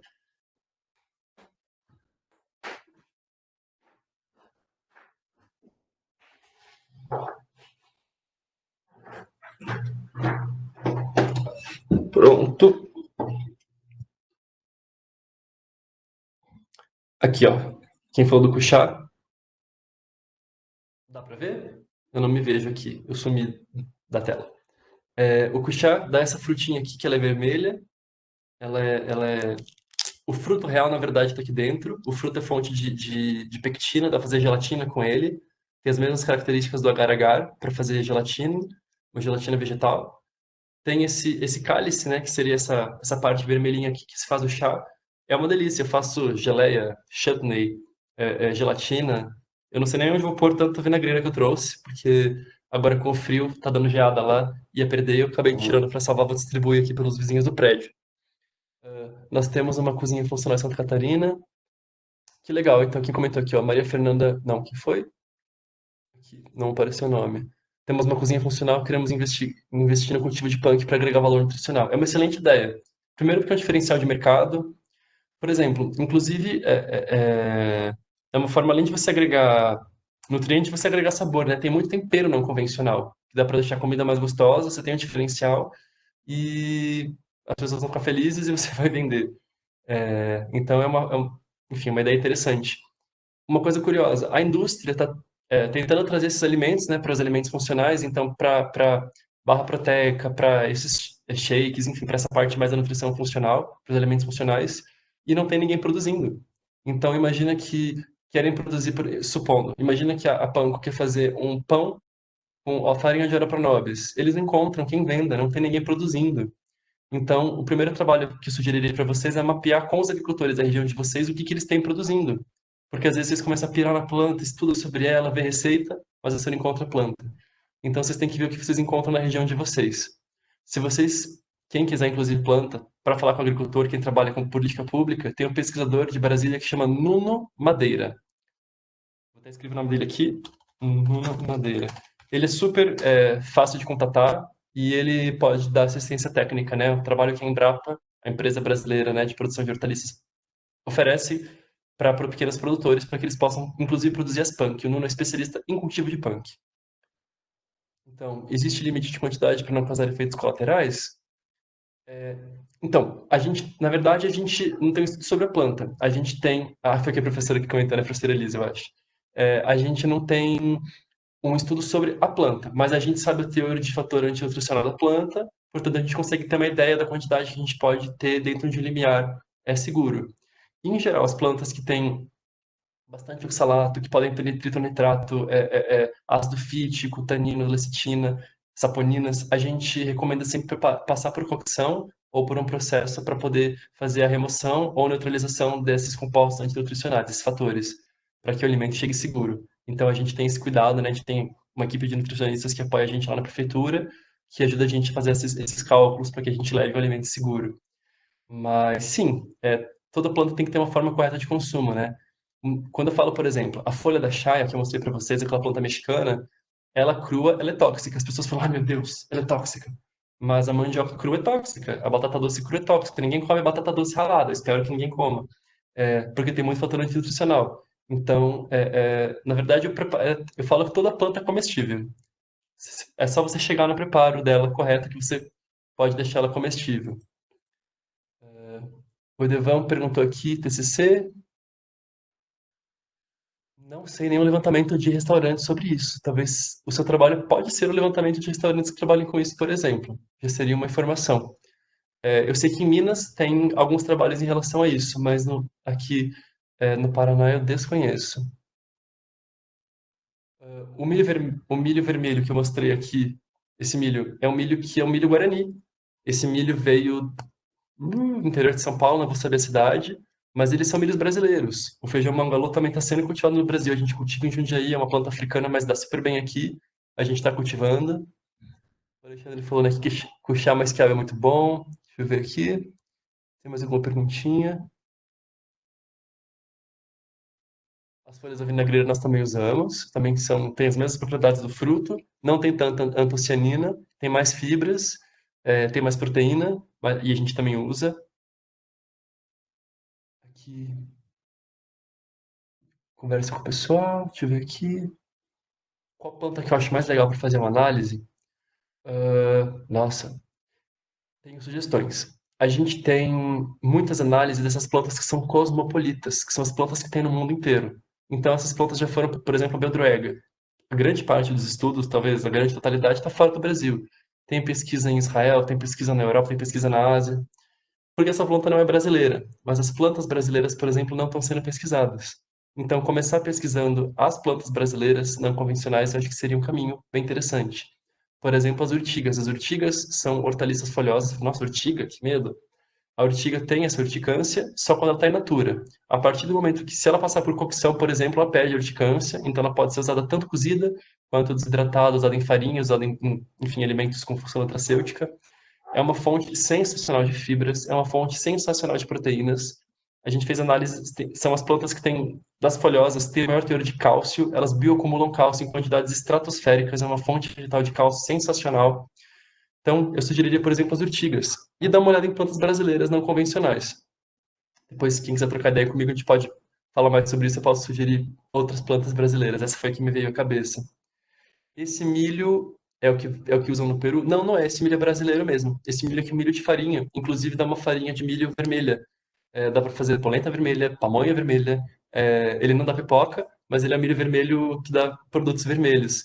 E além das características do milho, a gente ainda agrega, né, os pigmentos que a gente tem zeaxantina, que também tem, enfim, propriedades nutricionais bem legais. Moringa. A gente está plantando a moringa, é a planta chamada de. A planta chama moringa oleífera. Não é a moringa que dá cuia do chimarrão, tá, gente? É uma árvore de origem asiática, não é a cuia. Essa folhosa é muito usada na Ásia e África, porque ela é uma folha muito nutritiva. E a indústria se apossou dela muito rapidamente, de uma forma quase predatória. Então, vocês já devem ter lido, tem gente que chama de a árvore da vida, a árvore dos milagres. Enfim, não existe planta milagrosa. não tem cura milagrosa, né? Eu acho que a gente tem que se basear numa alimentação saudável. Eu estou compartilhando a tela e vocês estão vendo a Vocês estão me vendo? Acho que eu estou com a apresentação compartilhada. Você Enfim, tá pequenininho. mas vocês me veem aqui, legal.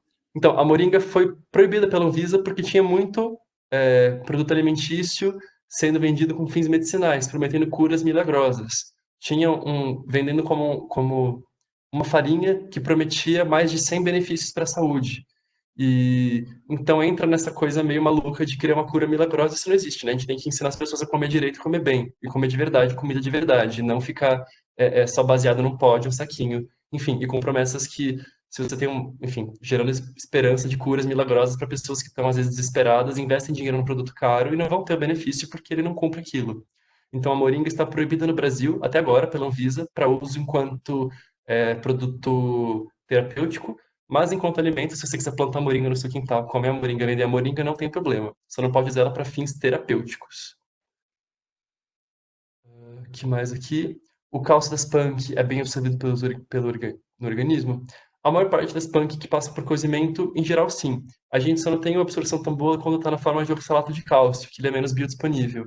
Mas, em geral, tem boa absorção, ferro tem boa absorção, e a gente pegou as plantas também que tem proteína foliar, que tem boa absorção. Respondi as perguntas? Enquanto não aparece, eu vou mostrando outras plantas aqui, tá, gente? Deixa eu colocar aqui na tela cheia para mostrar. Esse aqui é o jambolão. O jambolão é uma planta asiática que foi muito usado em paisagismo. Tem uma curiosidade, ele era comum no Rio de Janeiro até o 1880, 1890. Daí teve uma lei imperial que proibiu o plantio do jambolão. Por quê? Porque o jambolão sujava a rua com uma tinta muito roxa, também antocianina, e sujava a barra dos vestidos das mulheres que passeavam, da elite. Então, elas pressionaram e fizeram com que ele fosse abolido. E o jambolão é uma planta de paisagismo urbano, que tem esse frutinho que tem gente que talvez até conheça, que é super gostosa, super nutritiva, tem mais antioxidantes que o açaí, por exemplo, e dá de monte e cai no chão e a gente tá jogando fora, não tá comendo. Aqui eu trouxe mais uma foto da Ora Pronobis que a gente falou tanto aqui nas mensagens. Ela é não parece, né? Ela tem essa cara de trepadeira, mas ela é um cacto. Ela é um cacto de floresta que tem folha, tem essas flores muito bonitas e ela é tradicionalmente usada na culinária mineira. Então, na região de Sabará tem o festival da Hora para Nobres, em que eles conseguiram pegar uma planta para gerar renda para o município inteiro. Isso foi muito legal. Isso começou há mais ou menos uns 15 anos. Tinha uma mulher que ela queria inventar um prato, ela era dona de uma pousada, ela queria inventar um prato para atrair turista. Era essa a justificativa dela. E ela lembrava de comer essa planta, Ora pro nobis. Ela desenvolveu um prato vedete, que foi o frango com Ora pro nobis. Começou a atrair gente para o restaurante. A pessoa começou a lembrar de comida caseira, comida de vó. Legal, que delícia, nunca mais encontrei, quero comer. Começou a aparecer. Daí, um vizinho resolveu fazer o arroz com Ora pro nobis. Daí, de verdade, fazer sorvete de Ora pro nobis. No fim, na região de Sabará, tem o Festival da Ora pro nobis, que é a principal fonte de renda de turismo do município. Tem dois festivais anuais na época da colheita da Ora pro nobis. Então, além de ter um alimento super gostoso, eles conseguiram movimentar o turismo da cidade inteira. Então, olha o poder de uma planta e de uma pessoa bem intencionada e com visão, né, de aproveitar essa planta. Esse nome, Ora pro nobis, vocês viram que nome esquisito? Não parece? É um nome em latim. Tem uma lenda, tem duas lendas, na verdade, que eu acho bonitinhas, vou contar para vocês. É, Ora pro nobis vem do latim, quer dizer rogai por nós, né? Quer dizer, então, por que esse nome? Porque diz a lenda que antigamente essa planta era plantada nas cercas das igrejas, porque é uma planta que tem muito espinho, assim como a roseira. Era uma cerca viva. E que o padre não deixava ninguém colher. Então, na hora do ora pro nobis da missa, o pessoal ia atrás da igreja para colher as folhas, porque o padre não estava de olho. Essa é uma das histórias que envolvem essa planta. Então tem esse nome super esquisito, ora pro nobis. E é uma planta que está sendo bem estudada. Acho que todo mundo que começa a trabalhar com punk acaba caindo nos estudos sobre ela. Vocês encontrar bastante referência já. É, é uma das plantas que está começando agora. Eu acho que nos próximos 2 anos já vai ter produção comercial em escala dela para produção de farinha e para usar para suplementação. E então, é uma planta que vocês vão ouvir falar bastante ainda. E é curioso que muita gente tem essa planta em casa como ornamental e não sabe que tem Ora pronobis em casa. Então vejam aqui a floração e a carinha dela. Tem espinhos, vocês possivelmente devem ter Ora pronobis em casa. Eu trouxe o caruru para mostrar para vocês, que a gente comentou, alguém comentou aqui que já comeu, que conhece. O caruru, que no Nordeste é chamado de bredo. Inclusive tem um prato na Bahia e no Recife que é o bredo no coco, que ele é feito na Semana Santa, né? Essas folhinhas são refogadas no feijão, às vezes vai leite de coco, é um prato típico de final de ano de festas. Tem gosto de espinafre, é super gostosa, dá quente, que mora em região quente e chuvosa dá o ano todo, aqui em São Paulo que tem a estiagem, ele dá só no verão.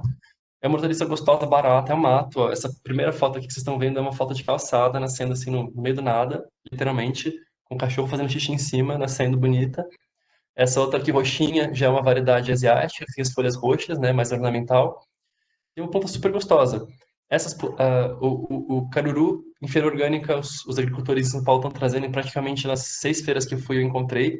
É uma hortaliça gostosa, nutritiva, fácil de preparar e é um mato, literalmente um mato. Fiquem de olho nas calçadas. Uma característica curiosa dessas plantas. Vocês já ouviram falar de plantas ruderais? Alguém já viu esse termo? Ele é um termo mais da agronomia. Ruderal vem do latim, quer dizer ruderus, que quer dizer entulho. São as plantas que nascem no entulho. São literalmente as plantas que acompanham o homem. Então, essas plantas coevoluíram com o homem. Imagina que a gente tava um monte de seres humaninhos na floresta, a gente começou a criar sociedades, né? Se organizar em vilas, a gente começou a criar animal. E se a gente começa a criar animais enfim, a gente começa a produzir esgoto, a gente começa a ter esterco, e essas plantas gostam desse ambiente com muito nitrogênio. Então elas coevoluíram com a gente. E a gente passou a se alimentar delas, só que a gente passou a criar um ambiente próprio para elas. E hoje em dia, elas adoram nascer em locais que tem xixi de cachorro. Vocês vão ver muito nascendo em beira de poste, em beira de muro, porque a urina do cachorro tem muito nitrogênio. E esse nitrogênio, na forma de nitrito e nitrato, vai ser absorvido pela planta e ela adora. Inclusive, essa planta espontânea, né, que a gente chama aqui, a Ana Rosa comentou, é uma planta rica em proteína. Ela transforma todo esse nitrogênio em proteína foliar de excelente qualidade. E ele é parente do amaranto e da quinoa. As sementes também são ricas em proteína. Elas têm bastante saponina, tem que passar por um demolho de umas 6 horas antes para tirar a saponina, mas também são uma fonte proteica. A Mariana comentou aqui, devemos chamar as plantas pelo nome científico ou nome popular? Então, mandioca, aipim, macaxeira, abóbora, girimum, tem os nomes regionais. Enquanto essas plantas não são muito famosas, por exemplo, né, o caruru também é chamado de bredo no Nordeste, e cariru, ela é chamada de cariru no Norte, enquanto elas não são muito populares, elas têm muitos nomes. E é isso aí. Se você tiver, enfim, conseguir guardar os nomes científicos, bem melhor. Eu guardo os nomes científicos. Tem planta, por exemplo. O picão tem quase 12 nomes no Brasil. E eu não vou decorar todos. Eu vou chamar de picão, eu vou chamar de bidens, que é o nome científico.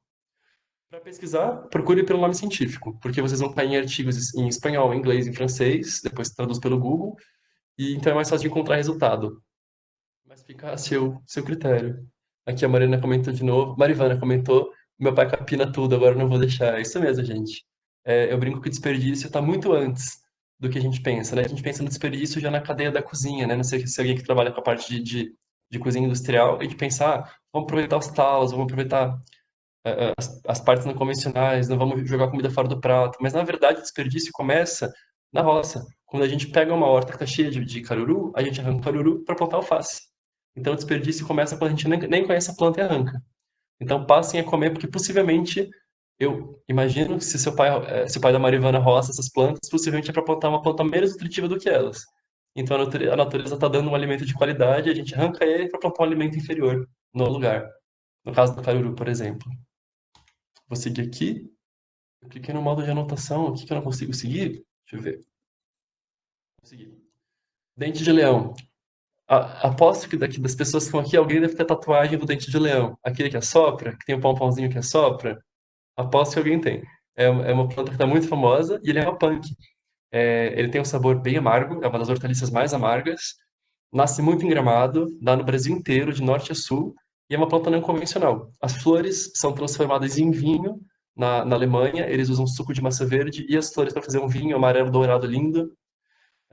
As folhas são usadas como hortaliça, como remédio, e as raízes, tem uma cervejaria artesanal, se eu não me engano, de Santa Catarina, que está usando as raízes do dente de leão no lugar do lúpulo, para trazer o amargor e balancear o sabor da cerveja. Então a indústria está se apropriando dessas plantas e usando ela como um aromatizante, como um tempero. E a hortaliça aqui, super bem estudada. Vocês veem aqui no nome dele, officinale. Esse officinale quer dizer que é uma planta que era usada pelos boticários medievais. Então é uma planta que tem pelo menos 500 anos de uso e pesquisa em cima. A Daisy perguntou: muitas das plantas não devem ser consumidas sem cozimento. Sim. A gente está falando das punk, a gente está dividindo elas em duas categorias. Tem as plantas que são cultivadas e as plantas que são espontâneas. Então, dentro das plantas cultivadas, a gente pode comer cru. Por exemplo, alguém já ouviu falar de Shingensai ou Bok Choy? É uma selga chinesa, que ela é abertinha, coisa mais linda. Ela tem o talo branco, as folhas bem verdes. Para nós, ela é uma punk, só que ela é uma punk cultivada. Então, ela já foi domesticada, ela perdeu os... Ela tem um teor nutricional não tão grande quanto as silvestres, ela perdeu um pouco dos compostos nutracêuticos e perdeu também os fatores antinutricionais. Essas plantas silvestres, elas têm tanto os compostos nutracêuticos quanto os fatores antinutricionais. Então, em geral, esses matinhos, essas plantas espontâneas comestíveis, que é uma categoria de punk, a gente recomenda consumir após processamento. Então, depende do fator antinutricional. Tem algumas plantas que produzem cianureto, né? Que é o que tem a mesma substância da mandioca. Então, tem que passar por cocção, porque essa substância vai evaporar. Algumas têm. Então, assim, só tem que ser, a gente perde fator antinutricional por evaporação. Tem outras plantas que a gente perde por lixiviação. Por exemplo, o picão tem um pouquinho, não é muito, mas tem um pouquinho de tanino. Então, a fervura dele faz com que esse tanino vá para a água. Tem outras substâncias que são destruídas durante o cozimento. Então, por exemplo, é, tem inibidores da digestão de proteína, né, inibidores de pepsina e tripsina, que eles são simplesmente destruídos ou inativados com o calor. Então você pode consumir água do cozimento porque o fator antinutricional ele desapareceu. Ele não evaporou e nem foi para a água, ele realmente foi inativado. Então depende do preparo, mas a recomendação geral é cozinhar.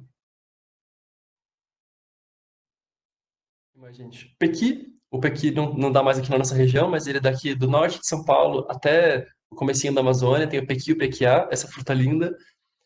Tem um cheiro super forte, não é todo mundo que gosta. Lembra um cheiro de abacaxi com maracujá, com cúrcuma, é um cheiro forte e gostoso. E eu trouxe o pequi aqui porque o pequi está sendo pesquisado. O pigmento que dá origem a ele tem vários usos médicos interessantes e ele tem uma castanha comestível. O pequi tem bastante espinho dentro, então entre a polpa e a semente tem espinho, a gente não pode morder, ele tem que raspar com a faca. E tem uma castanha. E o óleo da castanha dele está sendo usado para fins cosméticos. Tem uns usos bem legais com o pequi. E o pequi é a fruta símbolo do estado de Goiás, né? Tem vários pratos goianos feitos com pequi aqui. O pessoal comentou, né? O povo briga, muito bom. Exatamente, o Alexandre comentou. Mais aqui. Majar Gomes. Majar Gomes é uma planta bem aqui do sul e sudeste, vocês vão ver bastante. Essas florezinhas, fiquem de olho na rua. É o fim da safra dele agora. Ele está praticamente já hibernando. É uma hortaliça folhosa de uso indígena. É uma das plantas indígenas que a gente poderia consumir. A gente consome muita planta europeia, né? Então aqui é uma das plantas nativas que a gente poderia consumir. Essa planta, quem perguntou aqui, é uma planta pouco estudada. É uma planta que é consumida, mas falta estudo sobre melhor forma de preparo para, por exemplo, qual tempo de cocção para poder retirar todo o oxalato dela, se dá para processar, se dá para fazer farinha, se ela passa bem por congelamento. Então seriam estudos simples que poderiam ser feitos com ela, por exemplo. Aqui, ó. Muita gente brincava com ela na infância, Tainá. Você comentou aqui, né? Brincava com ele. Muita gente brincava com ele. É uma planta de. Ela gosta bastante de sombra, nasce bastante em quintal, perto de muro. Uma planta bem comum. Jatobá? A farinha de jatobá agora está sendo bem estudada também nutricionalmente. Alguém aqui já provou jatobá? É uma planta com sabor muito forte, intenso. É que nem o coentro. Ou você ama ou você odeia, não dá para ficar indiferente a jatobá. E é uma planta que ela tem doçura, é uma fonte de fibras solúveis e insolúveis excelente. E as cascas estão sendo usadas. A casca tem uma resina que está sendo usada agora como cicatrizante, como anti-inflamatório. E qual foi o estudo que eu vi muito legal? Alguns pacientes fazendo chá dela para tratamento de queimadura e até operações que tem cicatriz, que tem ponto. Ele ajuda a cicatrização, ele otimiza a cicatrização muito, assim, o extrato da casca de jatobá. Então tem usos também médicos bem legais. E é uma fruta que dá no Brasil inteiro, de norte a sul, e a gente não consome, né? Eu vejo muito em praça, em parque, já tá caído no chão apodrecendo, e a gente não encontra. É um saco tirar. Essa farinha foi grudada. A polpa dele é um pó. Fica grudada no caroço. É um saco de tirar, dá um super trabalho. mas poderia ter alguma forma, por exemplo, de beneficiamento dele, para que a gente encontrasse já a farinha dele no mercado. O bolo com ele fica muito gostoso, a gente faz suspiro com ele, você faz a clara em neve, coloca ele, depois assa, fica um suspiro perfumado. Tem um monte de potencial de uso para ele e a gente, né, negligencia. Serralha, que eu comentei, ele é parente da chicória e do almeirão. É uma planta que solta leite, então tem aquela lenda, né? A planta que solta leite costuma ser venenosa. Sim e não. A botânica não tem muitas regras em relação a saber se a planta é venenosa ou não. O mamão solta leite, o alface solta leite, a batata doce solta leite e são comestíveis. Essa é uma planta que solta leite e é comestível. É uma hortaliça folhosa, levemente amarga, muito consumida pelos povos aí caipiras do Brasil afora e que foi desaparecendo. É uma planta também muito bem estudada, é uma planta europeia, né? Veio com os europeus para cá e ela é super bem estudada. Tá no finzinho da época dela agora. A folha da batata doce, também é outra planta bem estudada. Quem tinha oportunidade de provar, prove. Bem interessante o sabor. E é super fácil, gente. Quem sabe aquela musiquinha do Batatinha quando nasce, espalha rama pelo chão? Não é da batata do McDonald's, não é batata inglesa, é da batata doce, essa história, porque a batata doce dá muita rama e espalha muito. Então, quem tem apartamento, não tem espaço, compra uma batata, deixa eu ver se tem uma batata doce aqui perto de mim, não tem, acho que eu já comi.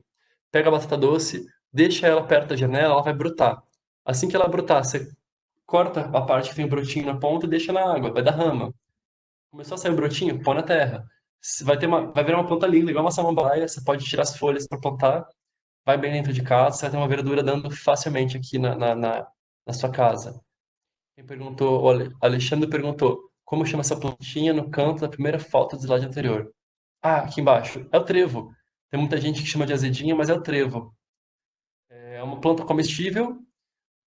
Eu não recomendo comer muito porque ela tem um teor muito alto de ácido oxálico. Então, ele interfere, né, nos processos de cicatrização, na protrombina. Então, a gente não recomenda consumir em grande quantidade. Mas é uma planta que, por exemplo, dá para fazer geleia de folha. Já ouviram falar de geleia de folha? Tem uma professora de nutrição, a professora Irani Arteche, se não me engano, é gaúcha. Ela faz geleia com esse trevo. Ela colhe um monte de trevo, ele é super ácido, azedo, parece um limão. Ela tritura ele com um pouco de açúcar, bota para apurar. No cozimento você degrada um pouco desses fatores antinutricionais. Tu faz uma geleia de folha super gostosa com ela. Então é uma planta que ela tira literalmente do mato e faz um doce. Inclusive tem um restaurante chique do Rio Grande do Sul que tá servindo geleia com ela, é super gourmet. Enfim, é uma mata, né, que nasce na calçada. Quem mais? A capuchinha, acho que eu já falei bastante dela, inclusive que tô com a mesma foto. Tem mais planta. O almeirão roxo, já falei dele. Feijão mangalô, orelha de padre, que alguém perguntou lá atrás. Esse feijão trepadeiro é um feijão que produz o ano inteiro. É comum aqui em São Paulo, não sei se para quem tá no Nordeste, então como ervilha torta, aquela ervilha chata, tem que tirar o fiozinho. Aquela é uma ervilha de inverno. Esse é um feijão que substitui a ervilha, nutricionalmente, a ervilha de verão. Super gostosa, dá para comer a vagem imatura, que nem aqui da falta da esquerda, ou dá para debulhar e comer como da falta direita, também bem interessante e gostosa. Perguntaram aqui, feijão borboleta. Como chá e como corante. Dá para comer ele como salada, a flor desse feijão borboleta, para quem não conhece, é uma flor azul, que tem um pigmento azul relativamente estável em altas temperaturas e relativamente estável em pHs levemente ácidos. Dá para usar como corante. É legal que ele tinge as comidas brancas ficam azuis, então para alimentação escolar é bem interessante fazer uma couve-flor azul, fazer um peixe, um cação azul, fazer um arroz azul, canjica azul, enfim, dá para brincar com ele. Tem mais alguma plantinha para mostrar para vocês?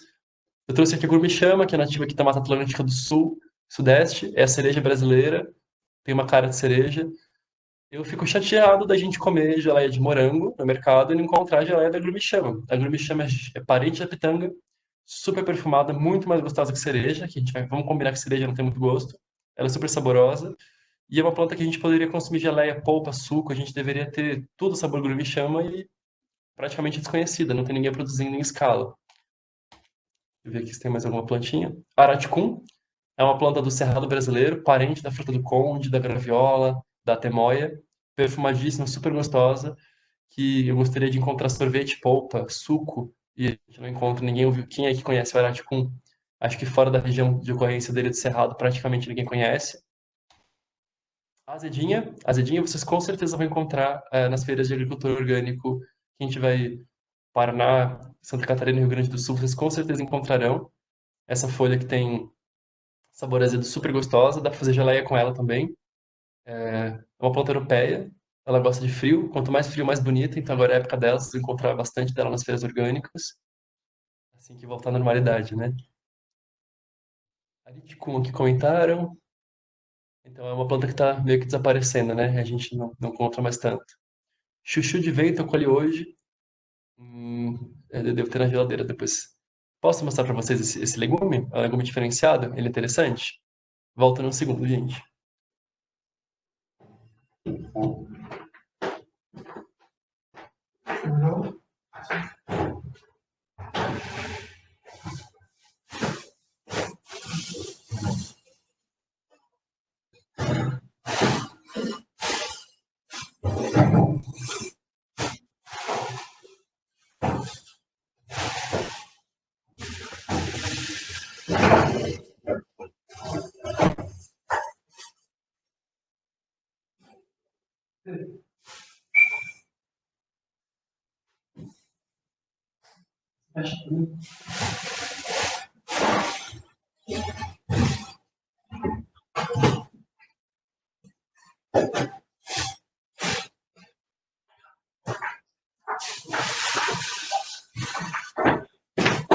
Pronto, o palestrante vai ter a geladeira de volta, né? Coisas que só a quarentena proporciona pra gente.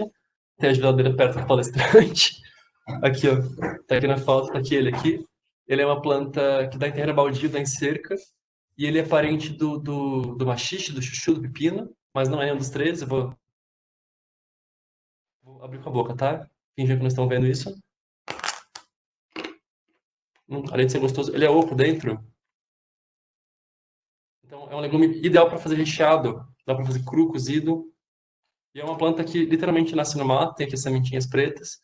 E não precisa de nenhum tipo de cuidado. Uma planta gostosa, leve, riquíssima em fibras, refrescante. E diferente do pepino, que recebe um monte de veneno para cultivar, essa planta literalmente nenhum bicho come, só a gente. Guilherme, dá para você parar de compartilhar a apresentação e mostrar a sua tela acho que inteira? Ah, E a pois gente não. consegue ver. Pois não. Aqui, você me vem? Pronto, obrigado pela dica, Elis. Aqui, ó. Chuchuzinho que já foi comido. Ele é oco dentro. Outras plantas que acho que eu nem coloquei na apresentação. Eu trouxe da horta para casa hoje feijão de asa. Vocês conseguem ver que ele tem uma asinha em volta? Tem quatro asinhas. É um feijão asiático que praticamente não tem fator antinutricional. Eu posso comer ele cru se eu quiser. Então, ele não tem as lecitinas que o feijão tem, ele não tem tanino. Então, tanto o feijão quanto a vagem poderia ser consumida crua. E por que que a gente não come isso? Por fim, vou trazer uma última planta que parece uma pedra, mas é um cará, é o caramoela. Talvez alguém aqui conheça. É um cará que dá no galho, igual jabuticaba. É uma planta trepadeira e o cara nasce coladinho no tronco, igual jabuticaba, enfim. É mais uma planta que a gente poderia consumir e não consome. É uma das raízes com maior valor calórico, uma planta excelente. Então, um desse aqui você fica nutrido pro dia inteiro. Ele tem uma densidade calórica muito maior que a mandioca, por exemplo, e que o cará normal. E, enfim, gente, acho que pelo horário, acho que eu falei que eu falava muito. Queria saber se vocês têm mais alguma dúvida. Senão, a gente se fala pelas redes. Tudo certo? Gente, queria, primeiramente, enfim, agradecer. Foi um prazer estar aqui com vocês. Desculpa se eu falei muito. Espero que tenha inspirado vocês a provar essas plantas, que vocês tenham ficado curiosos. Espero que vocês procurem nas feiras, que vocês encontrem, é, é, é, provem e aprendam sobre elas, principalmente para poder recomendar tanto para os alunos de vocês para fazer pesquisa, para os pacientes futuros de vocês, para quem for trabalhar na parte clínica. Tem grande potencial, enfim, dá para fazer carreira, dá para ganhar dinheiro, dá para se alimentar bem, ficar feliz. Então é um campo com potencial e eu acho que eu tentei trazer para inspirar vocês aqui um pouco sobre isso.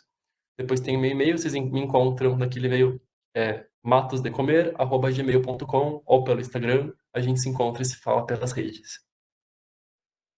E é isso, gente. Então, desejo uma boa semana para vocês. Aproveitem os próximos palestrantes, aproveitem, enfim, a semana. Fiquem em casa. E é isso, gente. Muito obrigada.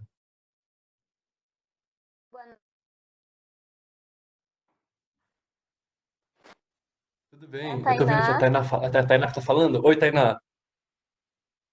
Isso sou eu.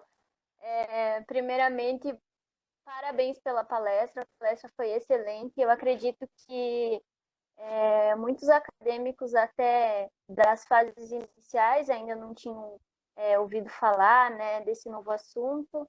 E eu gostaria de agradecer em nome do Centro Acadêmico, em nome do curso de nutrição. Parabéns, viu? A gente está muito honrado e muito grata pela tua participação. Tem pessoas de vários estados aqui, então a repercussão que teve foi muito maior do que a gente imaginava. E Ah, eu que bom, gostaria de gente. agradecer. Muitíssimo obrigada, viu? Imagina. E, aliás, posso fazer uma selfie online com vocês, gente? Porque agora é assim, agora a gente faz selfie online. Eu vou tirar uma fotinho, guardar o dia de hoje, tá? Ó. Então, quem tá na câmera dá um tchauzinho. Pronto, só pra guardar esse momentinho depois. Valeu, gente. Obrigado. Boa noite pra Obrigada, vocês. Guilherme. Agora eu Obrigado. consigo ligar. Ai. Obrigada, viu? Imagina, gente. Obrigado, professores. Valeu. Valeu. Até. Obrigada, Cris. Parabéns, Centro Acadêmico, pelo evento. Parabéns a todos, gente. Obrigadão. Tchau, tchau. Tchau, tchau. Tchau.